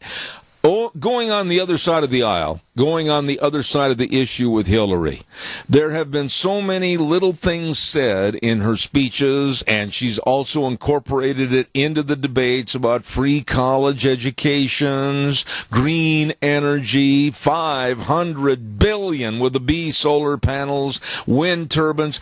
Everything that she's advocating is going to take a heck of a lot more money out of Steve Beeman's billfold and mine. Well, and it's going to take it out of the middle class of America, and that's the tragedy. When these people buy into the argument from the left that they're there to help, they're literally looking down a rabbit hole that's going to cause them pain. Look at the real, true outcomes of the Great Society program. It created the disasters we have in Baltimore, and Chicago, and St. Louis. That's what happens when government comes in to fix things. If you say government can stimulate the economy, look from 2008 to today, when we've added $10 trillion in debt, plus another $2 trillion on the balance sheet of the Fed, and we've only seen $3 trillion in growth. It doesn't work. And so what you have are two candidates with very different views. Hillary Clinton thinks government can stimulate and grow the economy. Donald Trump thinks we, the people, stimulate and grow the economy. It's never been more clear in my life as to, the distinction between those two camps. Yeah, but what are we going to do to control this woman if there is a fear that the Senate and the House might go the way of the leftist side of the aisle? I mean, I'm looking at Obamacare. Let's talk a little bit about this first of all. The expense of health insurance is skyrocketing. In our household, our insurance policies have gone up $350 a month on health insurance. I can't afford that kind of an increase at my age when I'm thinking about slowing down. What about middle America? How are they going to absorb these terrible raising costs? Well, what will happen is Hillary and her ilk in Washington will blame the insurance companies and push us toward a national Medicare system, so a single-payer system, which they argue works so very well. What they negate is the $100 trillion of embedded liability we've got because we promised people medical care and we don't have the money to pay for it. So I think what you'll see is a concerted effort on the part of the Democratic Party to push us toward single-payer. And again, if you want to look at what that does, go look at Europe and how it's performed since the war. If it weren't for the dynamism of the U.S. economy, Europe would be a basket case. And I fear that's where we're headed. Yeah, maybe it would be a good time right now, Steve, with your expertise and professionalism, explain where we are now with Obamacare and what would happen in general to health care if they did go to a single payer. What are the negatives? Explain that a little bit. Well, what's happened with Obamacare as it was structured is they put the burden on the insurance companies to cover all these additional costs going through these exchanges. The insurance companies couldn't make money at it, so the federal government came in and guaranteed their profits. Well, now they're finding that's a hollow promise, so the insurance companies are pulling out, which is causing the exchanges to collapse one after the other. So what you're finding is people won't be able to get health insurance. Now, that will create a public outcry. Hillary will come out again and blame the insurance companies and say we need to put in Medicare for everybody. So we'll give a base level of medical care, to every American citizen through the federal government. To pay for it, they will take the limit off the Social Security taxes that are paid, where now you're capped at $110,000, I think it is. They'll take that cap off, so we pay Social Security all the way up, and they'll raise the Medicare tax from its current 3% probably to 5%. People won't feel it that much because companies pay a lot of that, but net, it's just another drain on the economy. Let's talk a little bit about Medicaid, Steve. Right here in the state of Idaho, there's all kinds of yelps and screams and criticisms about how supposedly 78,000 people need to get on Medicaid. But wait a minute. My answer to some of this problem is let's screen who they are and find out if they're able-bodied, can get a job, can work, can help pay some of their own bills. Why should we just all of a sudden adopt an increase in Medicaid and the people on the program without making sure that maybe they can be contributors instead of just takers? Well, Zeb, you bring up, I think, what is a very important point. People need to understand Medicaid is an insurance program for the very poor. It's people who can't get insurance anywhere else. They can go on to state-sponsored Medicaid rolls. Some states have stepped up and said, if you're an able-bodied worker, you can't get Medicaid. Now, what I'm talking about is Medicare, which is the above 65 program that's universal health care, and that's the one they want to extend to all people. Right. So it wouldn't matter if you're productive, non-productive, lazy, not lazy, savings and thrifty or expenditure-wise. It doesn't matter. Everyone in this country would be covered under a basic Medicare plan. Well, I understand that, but there is a big difference, and I'll tell you what, one thing right now, Steve, I'm of the older generation, and I am sick and tired of the way that our elderly are being treated. It's kind of a get out of the way, go die in the corner someplace, so we've got money for something else. Our Social Security is being dipped into to give money to refugees coming into this country, to provide them with education, health care, housing, etc., and those of us that have contributed are being robbed, and that's the bottom line as far as I feel. I think you're exactly right. I think the way we've handled these entrusted monies is it's antithetical to honesty and to the way we should do it. But you're right. What we're doing now is bringing more and more people onto the system. We're flooding it with the refugees we're bringing in, and we're creating an unsustainable bubble. I do think people who are, say, 60 years and older won't feel the pinch of it. It's going to be people who are 45 to 60 who find their benefits limited, and people below 45 who are going to end up paying much, much higher premiums.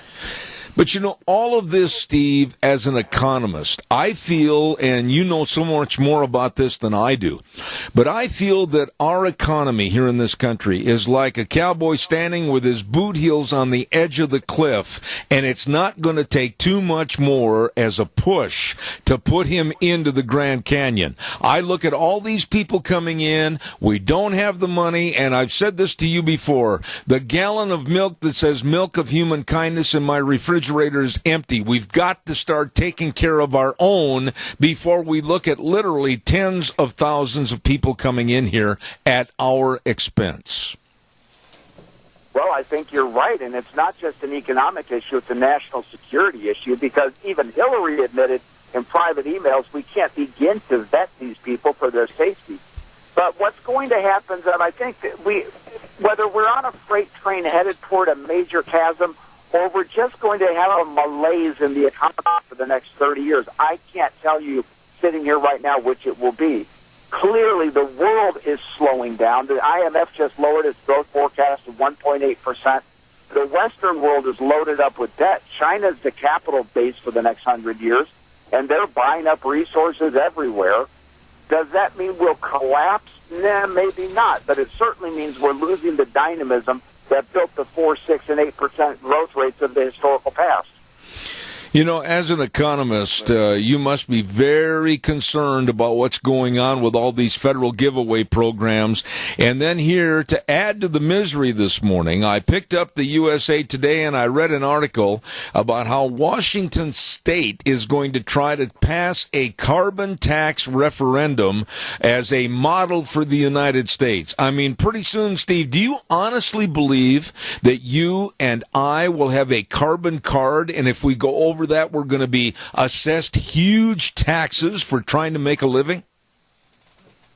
Oh, I think it's entirely possible. And the problem with that kind of thinking is you don't have countries all over the world doing it.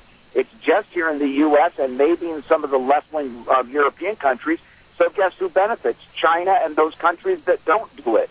Their citizens will become more productive because they're incentivized to keep more of their own money. Their companies will be incented because they have less regulation and lower taxes. Their economies will grow. Ours will suffer. So all of these well-intentioned good deeds of the left do come at a cost, and they simply don't want to accept the cost. It's a tragedy that we're taking the greatest economic experiment in history, and we're turning it over on its head. One last thought. If you could be the manager, per se, for Donald Trump's campaign, what would you tell him how to act and what to say or not to say in this last debate coming up next week? I would tell him to go after policy, and go after the record of Hillary Clinton as Secretary of State. The Middle East is a disaster. Russia is extending its power grab all over the Middle East. China is extending its power all over the Far East. The United States has become a paper tiger, and I think if he sticks to policy, he can actually come out as a president of these United States. If he gets sucked into the personality stuff, he's going to lose. We've got a caller with a quick question for you, Steve. Go ahead, caller, please. Yeah, good morning. Well, just a quick comment. It's all about creating the United Nations into a world government, and in the process, we have to become a third world nation. And like I say, we're the only country that's really being affected by Agenda 21 and the global warming hoax and so forth and so on. And whether it's Obamacare or whatever, I would like him to comment about that, because they're trying to form this elitist world government, but our standard of living is too high, so we have to be brought down to the level of the world so we all become slaves. All right, I'll have him make a comment. Steve, if you would, please respond to the caller. I think there is some truth to it. I think if you look at it, we're not necessarily being brought down to third world status, but we're being brought down to a normalized second world status.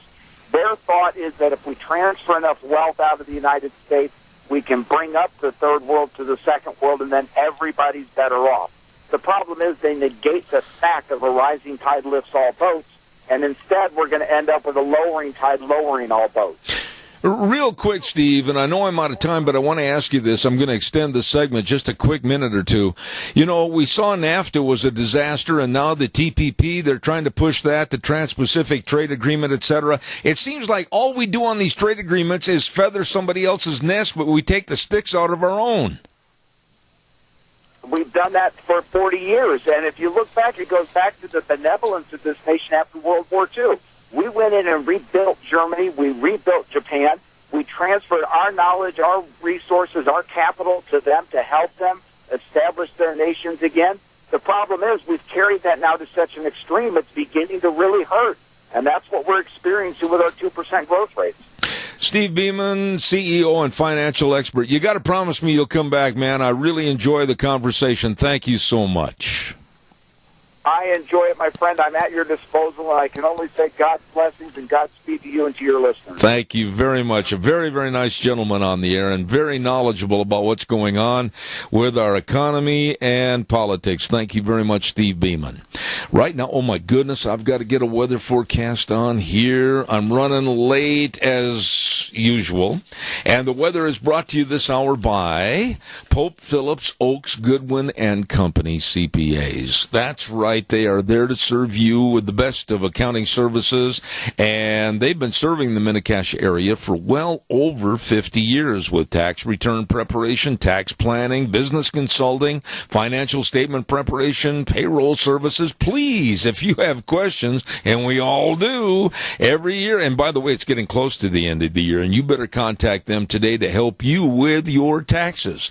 Pope, Phillips, Oaks, Goodwin, and Company CPAs, serving you. And right now, here's Gino with the weather. Here's your weather forecast as we hit midweek stride, and today it's not going to be too bad, although this morning we did have somewhat of a heavy frost, so hopefully you got your gardens pulled. But other than that, Looks like partly cloudy skies for today, high of 63. Tonight, low of 37. Tomorrow, warming up to about 70 degrees. Going to be partly cloudy. Overnight low of 53. Now for Friday, going to be a fall day. Looks like rain showers are in the forecast. Winds picking up to about 15 miles an hour out of the southwest. High of 54, overnight low of 43 for Saturday. Partly cloudy and 61, and back to rain showers on Sunday morning and a high of 56. Yesterday's high was 60. The overnight low was 41. That's your weather for Zeb at the Ranch. She does a great job. Thank you, Gina. Proud of you. Pope Phillips, Oaks, Goodwin and Company CPAs bringing us the weather this hour. Don't forget, end of the year creeping up on us, and make sure you get a hold of the best. The CPAs that can help you. Pope Phillips, Oaks, Goodwin and Company.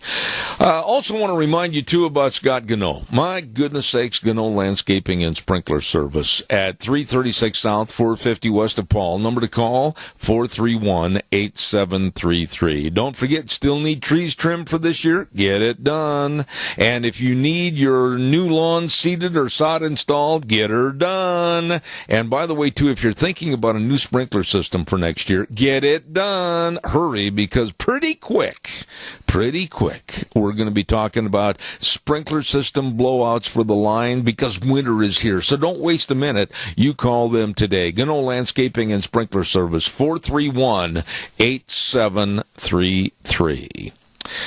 I've got a couple of minutes here I'd like to visit with you, so give me a jingle on the landline at 436-2244, 1-866-927-4587. Give me a call. By the way, I've mentioned many times on this program, and I want to mention it again, that Gary Shoresman, what an excellent author and historian, and he's written about 15 books, and they're all available over at the Rupert Bookstore in Rupert. I urge you, we're getting close to gift-giving season, and I urge you to go over and check out these books. Amazing books with amazing diligence and work behind them. And Gary Shoresman, a great author, once again with those books available over at the Rupert Bookstore in Rupert. What a nice man. I got to get a hold of him. I owe him an apology. We got so wrapped up the last couple of weeks, we haven't had a chance to really sit down and do due diligence for my book that I'm trying to get finished. Caller, good morning. You're on the air. Go ahead, please. Yeah, good morning, Zeb. Hello. One thing I haven't heard from Trump yet is what is he going to do about all these terrorist training camps that we've got springing up all over the country?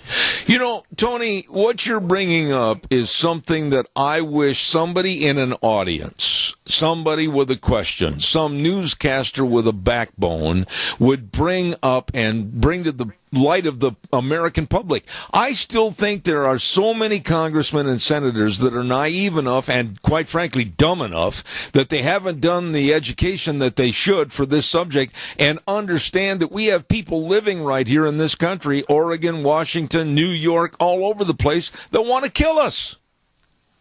Yeah, we have a friend of ours that moved from Paul, Idaho, down to Murfreesboro, and they built one of their fortresses down here. You know, when we start getting enough of these people in, and they start getting enough of their, which I call their fortresses built in, somebody's going to give them the word, and all hell is going to break loose in this country. These people don't care about whether we've got cops, National Guard, or anything. They're going to be picking us off like we're a rabbit. You know, Tony, it's just as amazing to me when I had Mr. Martin Moyer, the author of Twilight in America, on this program. And we were discussing the various camps that are around the United States and visible for people to find out more information about how they are having Islamic jihadist camps and they want to teach people how to kill, how to bomb, and it's going on right here in this country, and we do nothing. Well, if you have a computer, anybody has a computer, just print in there the location of terrorist training camps in the United States, and if you've got a printer, you can copy it up, and it'll give you the map just about where every one of them is. You know, you've been around a little bit longer than I have, and you've seen some really bad things go on in this country. Wow. What are your thoughts about what's going on today politically and with all the terrorism and everything else? Tony, what do you think about this time of your life? I'm really disgusted with the likes of Paul Ryan and a bunch of other people who are bound and determined, even though they're Republicans, they're bound and determined to put Hillary Clinton in office. And if this woman ever gets into office, we're going to have a bloodbath in this country, whether people believe it or not. We got so many people in this country that say, it can't happen here, but it is happening right under your nose. And you better open your eyes and stop threatening people like Paul Ryan. Either do the job or get off the job. I agree. You know, Tony, I've heard other people. I heard a person on the television this morning. I was in the other room and I was listening. I don't know who the person is and I don't know who to attribute this quote to, but this person was talking about Americans. It's time, and I've said this on my program. You've heard me say it a long time ago, that we need to pick up the pitchforks and parade down Pennsylvania Avenue because we are upset. This person is saying it's time for a social revolution to get these the politicians' attention and change things back to our Constitution. I am totally disgusted with Crapo, Ryan, and that other bunch we've got up there, and Simpson's another one. They're supposed to be on our side. Absolutely. I agree with you, Tony, and I can't tell you how much I appreciate your calls every day on this program. I know you're a real concerned American, and I wish the very best to you and Mary. God bless you. Thank you for your call. Well, stay on that program, Zeb. We need you. All right, buddy. Thank you so much. Thank you. You're welcome. Bye. I want to remind you about Jack Johnson, Twin Falls County Commissioner, and he wants your vote to take that seat for District 3. That's right, he's running for the Twin Falls County Commission. He will be very responsive to your needs. We had him on the program here a couple of days ago.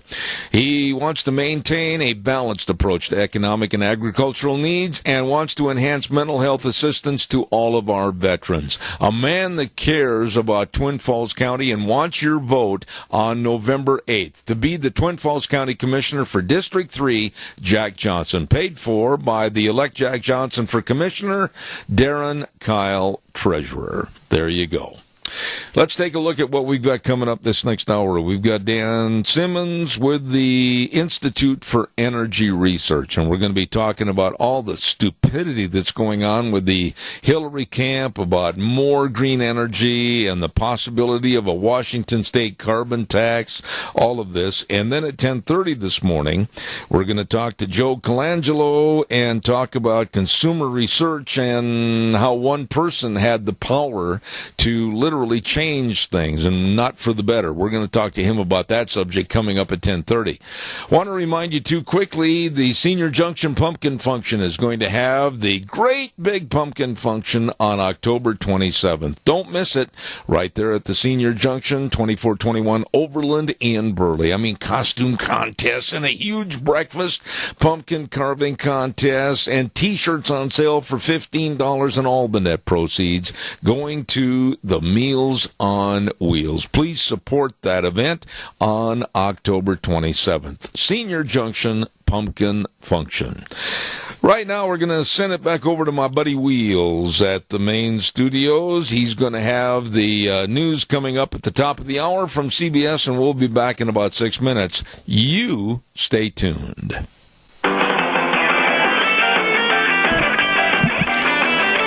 Oh my, here we go. Last hour this morning on Zeb at the Ranch, and welcome and thank you very much to our major sponsor, your Magic Valley Les Schwab Tire Centers, all 7 locations serving you, along with some of our great advertisers like Western Way Services, always at your disposal. Call them, get on the road, service 734-6969. Also want to say thank you again to our friends at Ramsey Heating and Electric, offering rebates Lennox, unqualified Lennox home comfort systems. Whether it's a gas furnace, an air conditioner, or a heat pump, you and your family will really enjoy the comfort. Call them today at 678-0459 and learn how Ramsey Heating and Electric and Lennox can save you money.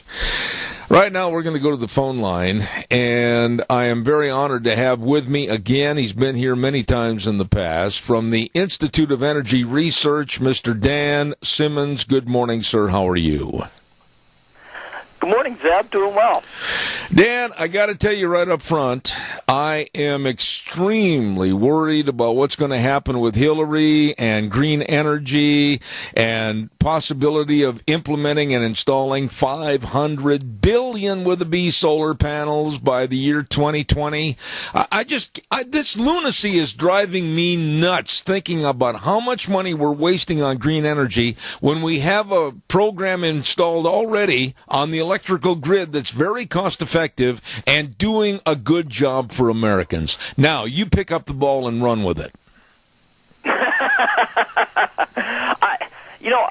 I will, because what is truly scary about Hillary's energy plan, it is that, first of all, they don't want to use, any of our, natural gas or oil or coal, but, the people that support her are the keep it in the ground guys that don't want to use those resources, that think that, that we are headed for some type of environmental apocalypse, despite, what the science says, despite what everyone can see if they open their eyes, despite that. And instead, that, as you said, put all of these solar panels, the solar panels are the future. And you know what, Zeb? There's definitely a future for solar panels. I don't want to say that there isn't. However, when you have someone from the presidency saying the future is X, when X is super expensive, and in this case the future is solar, and solar is still super expensive, what that means is that we will waste billions of dollars. We did a quick little kind of back-of-the-envelope calculation of what Hillary's plan would cost, and it looks like it would cost at least $200 billion to put on these for all these solar panels, and that's just one aspect of the cost of these programs. So, I mean, this is what's ridiculous. We're talking about driving up the cost of electricity for no real benefit. Oh, yeah, but Dan, wait a minute. You're a sharp guy. That's why I want you on this program. But you know as well as I do, it's not just the cost effectiveness. It's also the lack of reliability. Nobody, and believe me, nobody, is going to tell me that there are great rewards and benefits and reliability of having wind or solar power. You are at the whim of nature, and it's not going to be there many times when you turn on the switch. Am I wrong? No, not at all. I mean, this just the concerns that you expressed just happened in South Australia. In South Australia, which is a state in Australia, they've been very aggressive following these sorts of things, putting in a ton of windmills, and then one day recently they had the wind just stopped, just like that, and as a result, all this generation triggered the electricity generation going offline quickly. Triggered, some faults in the electrical grid, and it caused massive blackouts, all because of, you cannot rely on, on the wind, or you can't rely on the sun. I mean, that's why our forebears figured out, you know what? It is so much better that we have a switch, we put switches on things. They started using coal, they started using steam, that sort of thing. Hey, this internal combustion engine, that's pretty smart, instead of, always being powered by horses. I mean, this stuff's reliable. And instead of looking at that reliability, they're like, oh my goodness, it's the wind, it's free, when it isn't free, it's super expensive. And, they head down this path to where now, the more wind and solar that we're putting on the electrical grid, the more expensive it gets to keep the grid stable. And we're, starting to see these problems. Just like South Australia experienced, and we will see more of that in the U.S. as we get to, greater and greater amounts of these unreliable energy sources. Dan, you again know more about this than I do, but I can't envision in my mind's eye, Maybe you can, and you can explain it to me. 500 billion solar panels, the land necessary to put those up, and the dangers of having that many solar panels. What would that do to our airplanes? What would that do to our communication systems?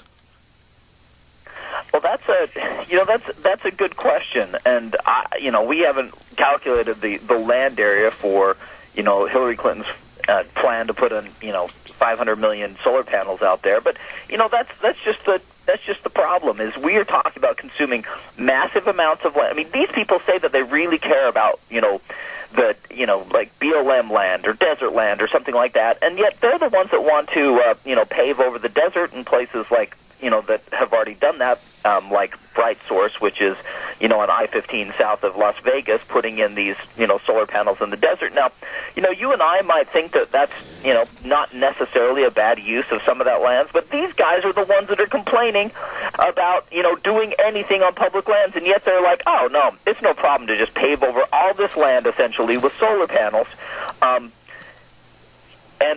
somehow the federal government says, well, there's a desert tortoise, but who cares about the desert tortoise? Let's put in solar panels. So that's one of the things that's really really frustrating about this stuff, is just that it just shows these guys out to be complete hypocrites. Complete hypocrites that don't seem to care about wildlife impacts of killing birds. In places like Bright Source, where they incinerate birds as they fly between the mirrors and the central tower, or with solar, with wind turbines that kill over 1 million birds and bats a year. There's some very real wildlife costs, but of course those things don't seem to matter because it really seems like the wind power or solar power is next to holiness for these guys. Okay, but where are the environmentalists, Dan? Where are they? They seem to all of a sudden have duct tape over their big mouths and they're not saying anything. Where are the environmentalists that care about the desecration of the land? Where are the environmentalists that so-called want to preserve wildlife and all the fowl and the fauna? Where are they? Well, they're not out there because it makes you wonder how much they're really environmentalists. They are not people that are complaining about these types of environmental harms. It really is it's not surprising when you understand what these guys are all about, but you would think that they would be raising all this clamor about these environmental impacts. I mean, as I mentioned with Bright Source, which was out in California in the desert, killing thousands of birds a year, and yet they just complain just a little tiny bit, as opposed to all the other complaints they get about when if a single bird lands on a gets killed by an oil and gas operation, and you would think that it's the end of the world. So, I mean, there's an awful lot of hypocrisy, and it makes you wonder. Well, I mean, it provides some really good evidence that these guys aren't necessarily environmentalists. And I'm talking about the leaders, not the average person on the ground. The average person on the ground that thinks of themselves as an environmentalist probably really does care about the environment. It's the environmentalist leaders, the activist leaders, that don't necessarily care so much. They're out there to make a buck and to promote their worldview, which is a lot less humans. Let me ask you this, and be really poignantly blunt when you answer this. Are we headed for a major wreck, a major catastrophe in our energy system if Hillary wins the presidency? Without a doubt. There was an article I was just reading before we went on the air with a woman named Rhea Sue, or Sub. Don't really know how to pronounce her name. She was in the Obama administration. She now works for Natural Resources Defense Council, and she said, some policy. I mean, she says we need to, quote, get away from this stance of drill, baby, drill, of everything's open for business. As if that has been at all what's been going on with the Obama administration. As if the Obama administration has been drill, baby, drill. They want to completely stop the use, the use of natural gas, oil, and coal starting on federal lands, and that's the sort of thing that Hillary will be, interested in doing. So, I mean, yes, we are talking about, with the election of Hillary would be terrible for energy production in this country. I have never seen anything forced and thrust upon any country, any group or populace like this is being thrust upon us. I've studied this and I've looked at it. I don't have the knowledge that you have, Dan, but I don't see what's wrong with clean coal. I don't see what's wrong with fracking. I don't see what's wrong with burning diesel in my pickup. I don't see what's wrong with any of this, because I absolutely think it's nothing more than governmental controls and regulations that they want to impose on all of us by more of this idiocy with green energy. Oh, yeah, agreed. You look at the Sierra Club recently changed their policy on nuclear power. Nuclear power, if you are really concerned about carbon dioxide, if you are really concerned about global warming, if you're really concerned about, greenhouse gases, you really need to be in favor of nuclear power. It's pretty darn simple. However, the Sierra Club hates nuclear power. And why? The part of their policy that they changed after 40 years, they passed it in 1974, what it said was that they oppose nuclear power because of economics. Not because of any environmental damage or anything else, but because of excessive consumption. And that's what these people are about. They think that humans just use too much. They think that humans are, too distinct from nature. That, our lifestyle is too good. And if they were concerned 42 years ago about us, using too much energy, that, consuming too much, our lives are so much better now than they were 42 years ago. It is, but that is the mindset. That is the mindset that humans have to be stopped, and that is what the environmentalists are all about. They're not about the environment. You see that in their opposition to nuclear. You see that in their opposition to fracking. You see that in their opposition to natural gas. They don't really care about the environment so much as what they want to do is stop humans. Okay, you've led me right into the topic I wanted to ask you about also in our conversation. And on November 8th, there's going to be a referendum in Washington State. And they're going to be voting on a carbon tax vote that could become a model for the United States. This scares me right down to the core. What are your thoughts? Well, my thoughts are with yours. A carbon tax is a bad deal. It's a bad deal because what it is it's a brand new tax to raise billions, if not trillions of dollars. And, this is what the left salivates. This is what they salivated about. This is what they want. They want to reduce energy consumption. Why? Because that makes it more difficult for humans to do stuff. Now, the good news so far about Washington is that the polling has been pretty good. That the no camp, the no carbon taxers are handily defeating the pro carbon taxers. However, anything can change, and so hopefully that vote will be a resounding no, and just show people once again the American people have no appetite for taxing energy because the American people are a heck of a lot smarter than doing anything that dumb. How would they do it, Dan? Explain that to me a little bit. What would they do? Would they give me a card that I would carry in my billfold? And what would they do? Would they say, okay, you filled up your pickup truck 5 times this month instead of 4 times last month, or you used too much heat in your home to stay warm when it was only 25 below zero? How are they going to do this? Well, see, the problem with the way that you just described it right there is that would show people the tax. That would show people how the tax impacts their life exactly, and which, people, would rebel against, and people would, vote down the tax in the future. So they don't want to do it that way. What they want is to have, the producers, like, for example, like the refiners, or if you happen to own a coal-fired power plant, which I think that there is one left in Washington, for example, they would be the ones paying. So that you don't see this increase of energy. It comes in your bill, but it's difficult to see, and that's their point. That's what they want to do. They want to have the refiners pay for it, so that when you go and buy a gallon of gas, it's not $2.20, it's $2.40. but yet you don't know why that additional 20 cents a gallon is on there. And that's really the goal, to drive up costs, but for you not to understand why the costs are going up, so that they continue to raise their revenue. It all goes back to the American consumer. It all goes back to the American taxpayer. It all goes back on the backs and burdens of our senior citizens trying to eat or heat or buy medicine. I mean, I am so enraged at a lack of caring for our society because of these absolute elitists. I just want to go back there and I want to grab them by their necks and just beat their heads into a wall to the point where they might gain some common sense. Well, and that is what is truly frustrating about all this stuff, is that, these guys live in a world where they have no connection to the actual kind of use of electricity, to the actual use of energy. They live in New York, they live in San Francisco or something, or they live here in Washington D.C.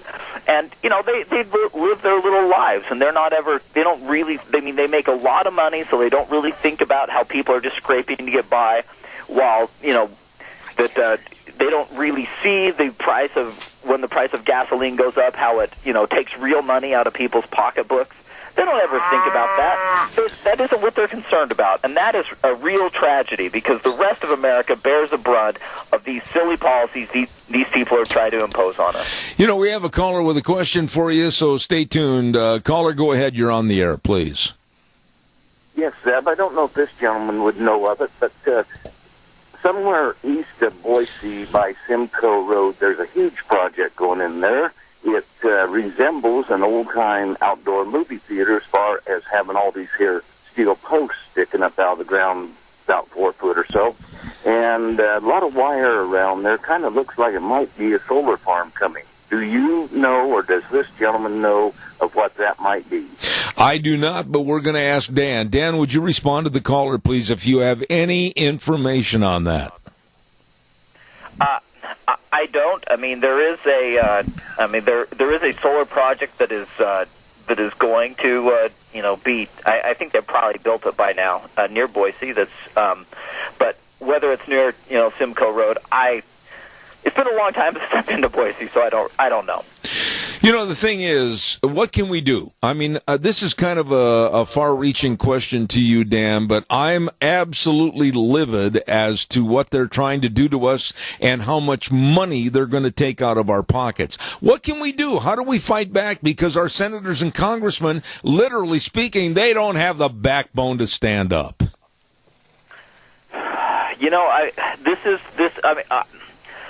Yes, I get apoplectic sometimes at how, these guys in Washington, especially they'll say one thing when they're home, and then when they come to Washington, they just, go along to get along. It happened at the end of last year when they extended, the wind production tax credit, the investment tax credit, which goes to solar, where the federal government will essentially pay 30% of you, when you install solar panels, and the same sort of thing for wind. I mean, they did not vote that down. They did not think that that's a big issue. And you know what? I'm really at a loss, other than every time we can ever talk to them, that we, tell them, just explain how incredibly angry we are that they have to stand up instead of being, playing this go along to get along gang. Look, guys, this stuff really matters. You are harming your constituents. It's time to just say no to all this crap. Absolutely. Stand by. We've got another caller with a question. Go ahead, caller. You're on the air. Yeah, Zeb, thanks for having me. I've looked into legislation that's been passed on statewide carbon tax, and the carbon taxes that we are going to pay per state are supposedly not going back to us, but that revenue is supposed to go to the UN. I'm going to have Dan talk about that, because I've read and heard the same thing. Dan, what about that? It seems like whenever you have something with carbon taxes or solar or wind or cutbacks, it all seems to revert on a nasty little trail back to the United Nations. What are your thoughts? Well, there's two things here. I mean, first of all, like with Washington State's carbon tax, they lay out, how the money will be spent, blah, blah, blah. And that they obviously don't say, yes, we'll send this money to the UN. And I don't think necessarily that Washington carbon taxes would do that. However, and this is a really big caveat. President Obama has pledged billions of dollars to the UN in the form of the Green Climate Fund. And in fact, earlier this year, the federal government, the Obama administration, sent $500 million to the UN's Green Climate Fund, and the Republicans did not stop him. They did not stop him after the fact, and that is just, to me, absolutely and utterly appalling. So, this Green Climate Fund, that's a part of the Paris Agreement. That is what they signed recently, saying, we must reduce our greenhouse gas emissions. So, it is, while there's, nothing explicitly that says that, carbon tax money go to the UN, there is money that goes to the UN, or went to the UN just this year on exactly this issue. Dan, final thought, short answer on this, but honestly, I think the American public has been hit with so many punches with idiocy from government that now they're almost like a sponge. They're just saying, okay, hit me again, I'll absorb it. I think we've lost our will to stand up and say enough is enough. Am I right or wrong? Zeb, I hope with my entire soul that you're wrong, but it's tough to say that because I agree with you 100%. There's only so much that people can take, and hopefully, people will continue to fight because that's all we've got left. I want to compliment you on a very direct and straightforward answering of all the questions this morning, as usual. Dan Simmons with the Institute of Energy Research, you're always welcome on this program, and thank you for taking the time to be here this morning, Dan. God bless. Thanks, Zeb. Have a good one. All right, sir. Thank you very much. I got to say this real quick. I hope all of you out in the audience, all of you that know people in Washington State and maybe have relatives or friends, I hope you call them. Take the time to call them and tell them to vote no on that referendum in Washington State for a carbon tax. Absolutely not. Throw it out. It could be and will be one of the worst things that has ever happened in the United States.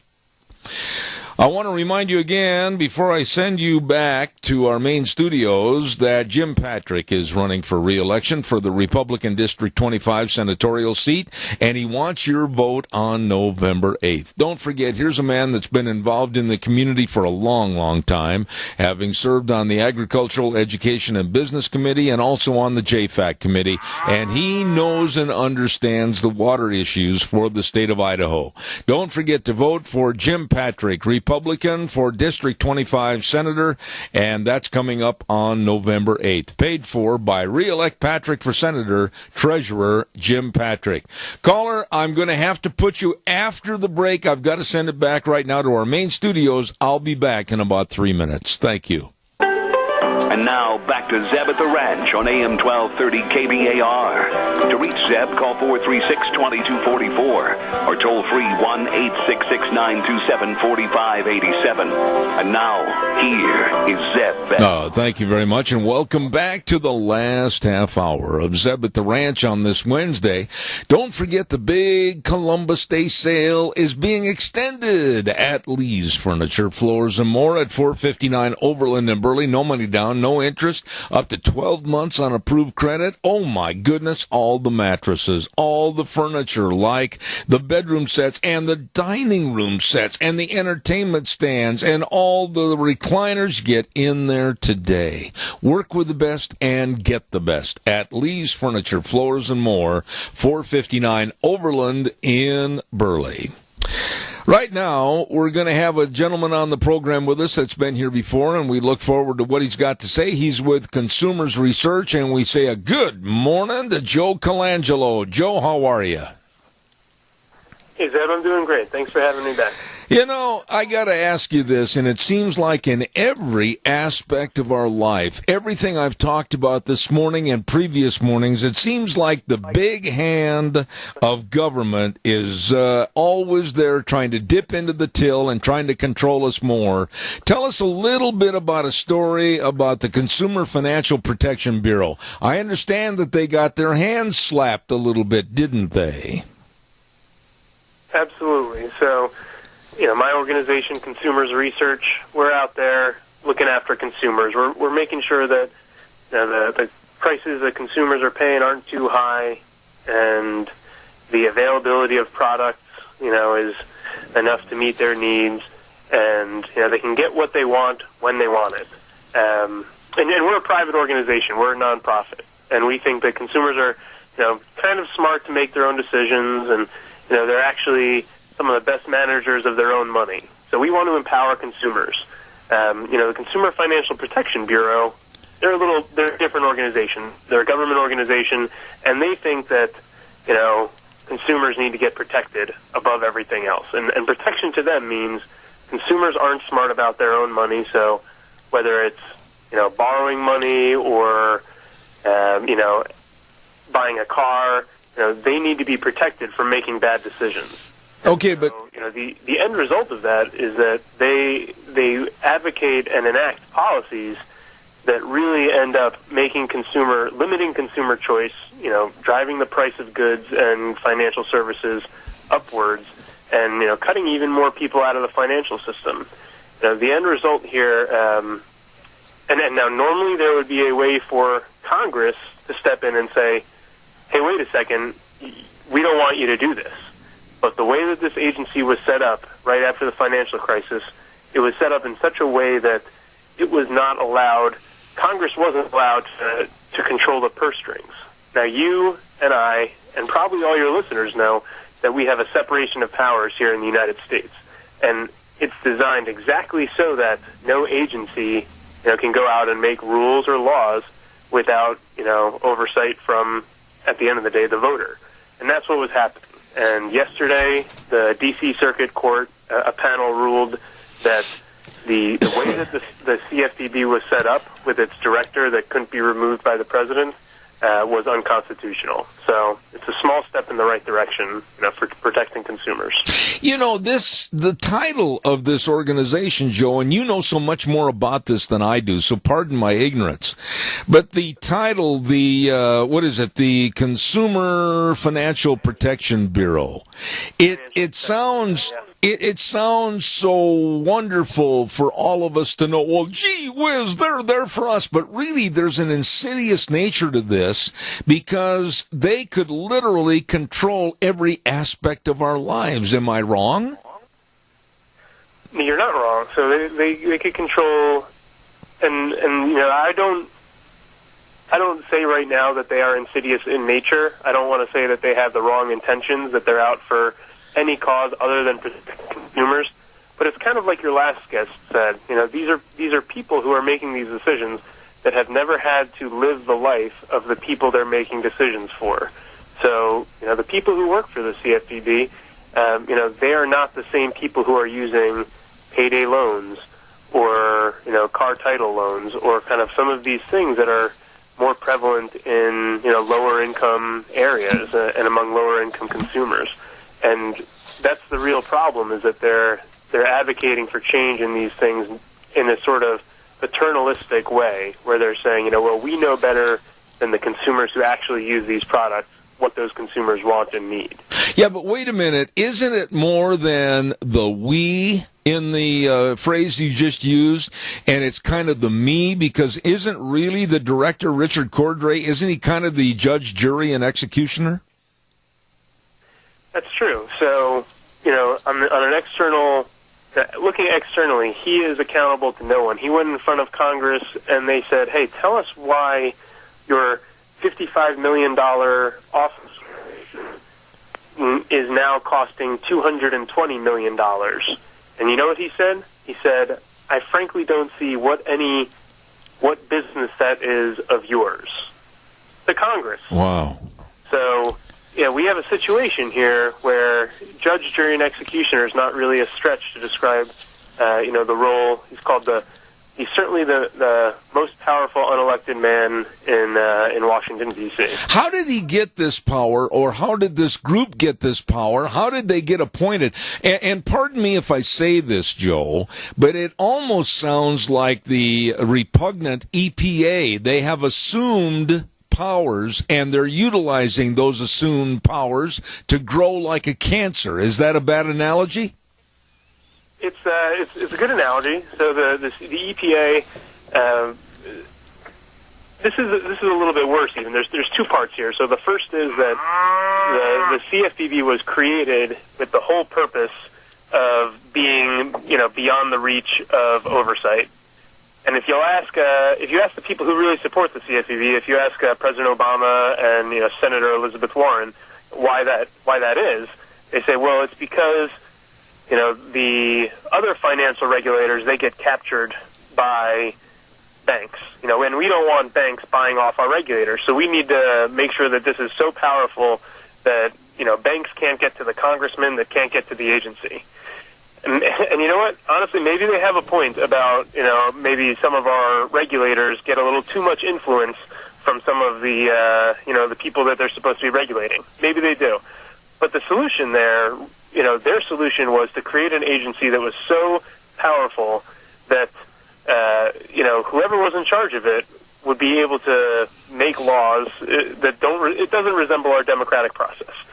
So that's the first thing, is that it was set up like this from the beginning. And then the second thing is that even the limitations it had on it in the beginning, they have, bucked.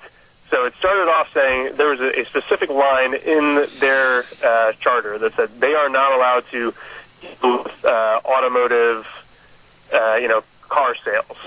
Now, they said, well, you said we couldn't deal with car sales, and so we're not going to deal with automotive dealers, but we're going to regulate automotive lenders. So first, they were created to be very powerful and unaccountable. And then second, even the limitations they had on them, they've gone way past them. Absolutely. We have a caller with a question for you, Joe. Go ahead, caller, please.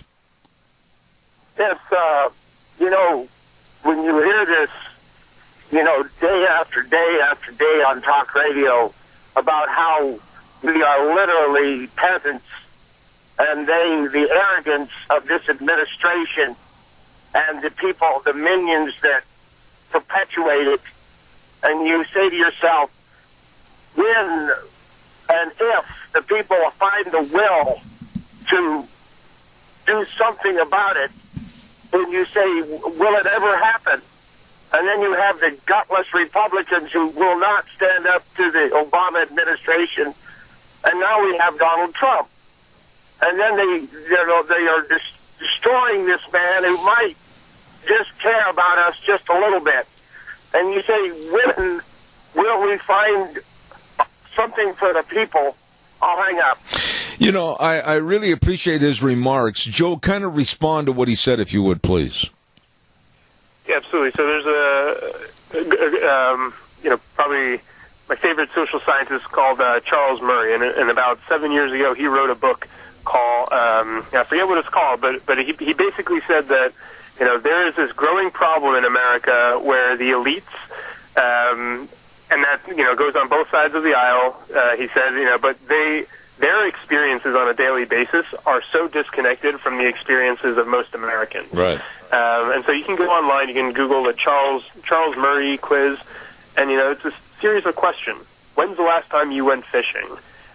What does Branson mean to you? Is it a stage, or is it a billionaire who created Virgin, the Virgin companies? So there are these questions, and as he's gone around the country and tested people, there is a growing disconnect where the people who are living in, kind of these coastal cities and who are in charge of policy have less and less shared experiences with the people in the rest of America. And that's a huge problem from a policy perspective, and it's also a huge problem from a political perspective.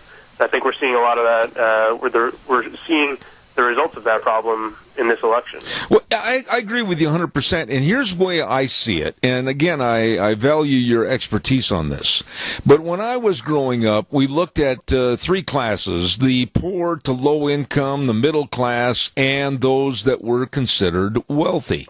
I think those classes have been erased right now, and I think there's only two classes left in this country: those of the elitist class and those that the elitists look down upon as servants to their cause. And I'm going to stand behind that statement. What are your thoughts?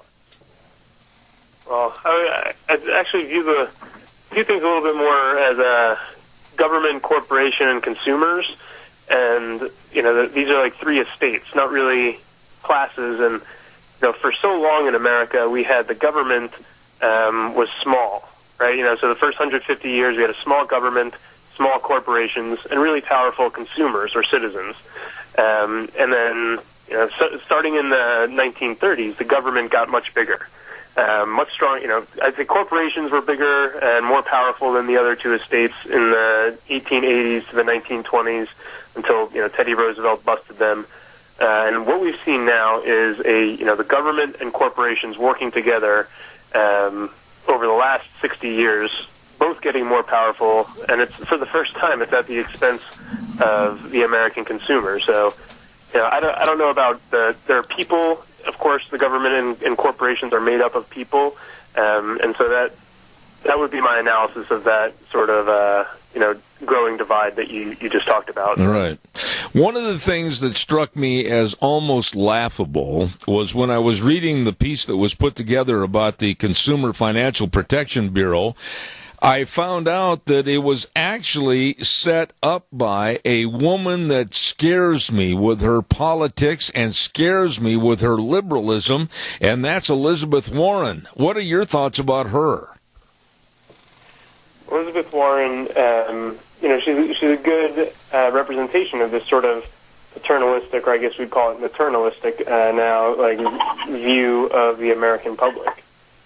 She gives absolutely all the blame for the financial crisis to banks, and is one of these absolutists that thinks, if we only save one person from entering into a risky mortgage, it doesn't matter how much damage you do. And the truth of the matter is there's risks and there's benefits to any sort of policy. So I don't think that she really does a great job analyzing the risks or the downside to some of these policies that slow down growth and inhibit free enterprise. Let me ask you one final thought here this morning, Joe. I know that people like Jeb Hensarling of Texas, the House Financial Services Chairman, said that by design, the CFPB is arguably the most powerful and least accountable Washington bureaucracy in American history. How do we as Americans know? How can we tell, or what do we need to watch for as far as what they're trying to do with the CFPB that is taking over more power against us? How do we know before some of these court cases come up and their hands are slapped? Absolutely. So it's kind of like your last caller also said, or your last guest also said. By design, the vast majority of what the CFPB does is not supposed to be really understood by the American consumer directly, right? In the same way there's a carbon tax, it's not going to show up on your gasoline bill at the gas station because, if people knew how the CFPB actions were affecting the companies, there would be a lot of dissatisfaction there. So, I recommend following a couple organizations. Ours, Consumers Research. You can find us at consumersresearch.org. CEI, the Competitive Enterprise Institute, and the Mercatus Center are all organizations that update regularly on the goings-on of the CFPB. The problem is this is not exciting stuff. Not when it's compared to Donald Trump's latest antics or WikiLeaks, things that are going on. So yesterday we had a win. We had a court decision, and that's good that we can get the word out about some of the stuff the CFPB has been doing. But it's a tough environment to communicate some of these kind of complicated ideas in. So I appreciate you for letting us come on so often and talk about this. Absolutely. You're welcome anytime. You are very, very, I appreciate your knowledge on these subjects. Joe Colangelo with Consumers Research. God bless you. Come back soon. Thank you so much. God bless you. Thanks. All right, thank you.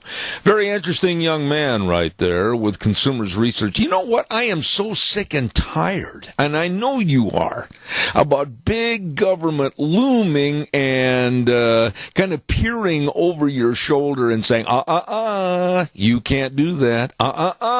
You can't buy that. You can't eat that. Enough. Absolutely enough. Right now, it's time for the weather. Brought to you by Scarrows Meats, 331 North Road, Jerome. Changing the way we eat, one delicious bite at a time. It's good, Joe.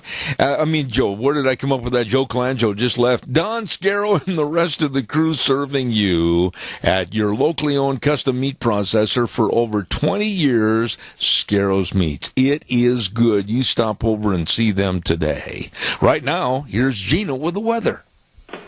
Here's your weather forecast as we hit midweek stride, and today it's not going to be too bad, although this morning we did have somewhat of a heavy frost, so hopefully you got your gardens pulled. But other than that, looks like partly cloudy skies for today, high of 63, tonight low of 37. Tomorrow, warming up to about 70 degrees, going to be partly cloudy, overnight low of 53. Now for Friday, going to be a fall day. Looks like rain showers are in the forecast, winds picking up to about 15 miles an hour out of the southwest, high of 54, overnight low of 43 for Saturday. Partly cloudy and 61, and back to rain showers on Sunday morning and a high of 56. Yesterday's high was 60, the overnight low was 41. That's your weather for Zeb at the Ranch. Thank you very much, Gina, and the weather brought to you this hour by Scarrows Meats, 331 North Road, Jerome, and they are changing the way we eat, one delicious bite at a time. Wow. I can't tell you how much I appreciate all your phone calls, each and every one of you that take the time to call in on the various issues. Thank you very much. And also, I'm very appreciative of all of our guests that we have. You will not believe this, but Deanne, what did I do with that story on the cat? I'm going to talk a little bit about that in just a minute. We have a phone call, and then I'll get into that other story that's totally unbelievable. Caller, good morning. You're on the air. Go ahead, please. Good morning again, sir. Yes, sir. Hey, I wanted to tell you that Hillary's America is available on DVD now. Oh, good. At Amazon. My wife just ordered it on Amazon yesterday. So well, you know, out on DVD. I am really, really glad that you told me that, because I've got some dear friends, and including myself and Deanne, we missed it when it was in Burley, and I'm so glad that it's coming out. Now, where do they go and find it, and how do they find it? Do they just go into Amazon or go to the website and then have it sent to them? My wife, I asked her where she got it at, and she said on Amazon. So how she surfs the internet, I don't know. So, okay. So just tell Deanne, say, hey, find Hillary's America. I'm sure she'll know where the shopping channels are on the internet. Hey, while I've got you on the air, you are not going to believe there is a court case going on in the state of Florida, my dear friend Doug. And you know what it involves? Okay, I missed that one. Okay, here we go. Are you ready for this? Kitty cats eating mice. What? I'm not kidding you. In the state of Florida right now, and the Pacific Legal Foundation is going to be on the air next Monday. We're going to be talking about this, that house cats and people that have cats, the cats are being killed by the federal government because they are eating mice, and some of the mice are considered to be an endangered species. Can we... I'm speechless. When I got this story this morning, I got to tell you this. Deanne handed me this story, so I called back to D.C. and I talked to the lawyers in charge, and they said, yes, it's turned into a huge case where the federal government was trapping neighbors' kitty cats and killing them. Why? Because the cats were doing what cats do and killing mice and rats, and a couple of the mice and rats are considered endangered species. These are vermin that they're killing and getting rid of, so they killed the cats. They carry diseases that have killed millions of people over since Earth began because they carry these diseases. Does that not tell you how absolutely dumb our government is? Yeah, that's crazy. Well, I can't wait to have them on next Monday, and we're going to find out about it and see if they can't win that case. But honestly, to take the time, the effort, and the money to go to court and have to sue because many homeowners have lost their kitty cats that have been killed by the federal government because the cats were mice killers. You can't make this stuff up. If you was to write a book or a movie, you could not make this stuff up and put it in and make it sound believable. But doesn't it show you and everybody else how absolutely backward and totally in the well our government is for absolutely wanting to control every aspect of our lives, to where now they got to go kill cats that are doing the natural thing of getting rid of mice? I never heard of anything this lunatical in my life. What do they want the cities overrun with mice? Then they need to go to New York, I guess. I guess they got rats there about as big as cats. Oh, yeah, but we better not kill them. They might be on the endangered species list. And quite frankly, I'd like to have a new addition to the endangered species list, and that is and are politicians. They are after the last couple of days, aren't they? And they will be. I appreciate your call, my dear friend. Thank you. You too. I read this story, and I just still marvel at the stupidity of this. Honest to goodness, there is a court case in Florida to kill the cats from the Fish and Wildlife Service because they have deemed certain mice and rodents, filthy rodents, as endangered species. Like Doug said, you can't make this stuff up. Once again, I want to remind you about our major sponsor, your Magic Valley Les Schwab Tire Centers, all 7 locations serving you, and a big fall tire sale going on right now. Oh my goodness, the tires are on sale like the Ultra Z900, the very best for your cars, all season tread, 65 to 80,000 mile warranty, depending on your driving habits. And then, of course, too, the Open Country MT for your pickups and SUVs. Oh yeah, along with the best in brake service and front end alignments and shocks and struts and batteries, all of this and more. And I want to emphasize the service. They really care, and they really take care of you. Lane and Rupert, Dave on Blue Lakes and Twin, Mike and Buell, Mike and Jerome, the Twist family and Paul, Daniel on Poline in Twin, and Randy on Overland in Burley. Your Magic Valley Les Schwab Tire Centers. Caller, I've got exactly 1 minute. Real fast. Go. Okay. Aren't the humans the one that's getting to be the endangered species? Yep. You know, these doggone mice and rats and everything. But what about a rattlesnake? Pretty soon they're going to ban us from killing a rattlesnake. Well, they have in certain countries. You left them. Keith, they already have in certain states, as a matter of fact. That shows that the lunacy is already being perpetrated. This deal with the cats and the rats, unbelievable, and be sure and tune in next Monday and listen to that. I've got to run. Keith, thank you so much for your call. You bet. Bye. God bless you, man. Whew, that's it. I got to get out of here. Wheels is ready to shut things down, and we're going to be back here tomorrow morning at 8:06 and more of Zeb at the Ranch for 3 hours. And remember, the way things were or the way things ought to be. God bless. Have a wonderful day.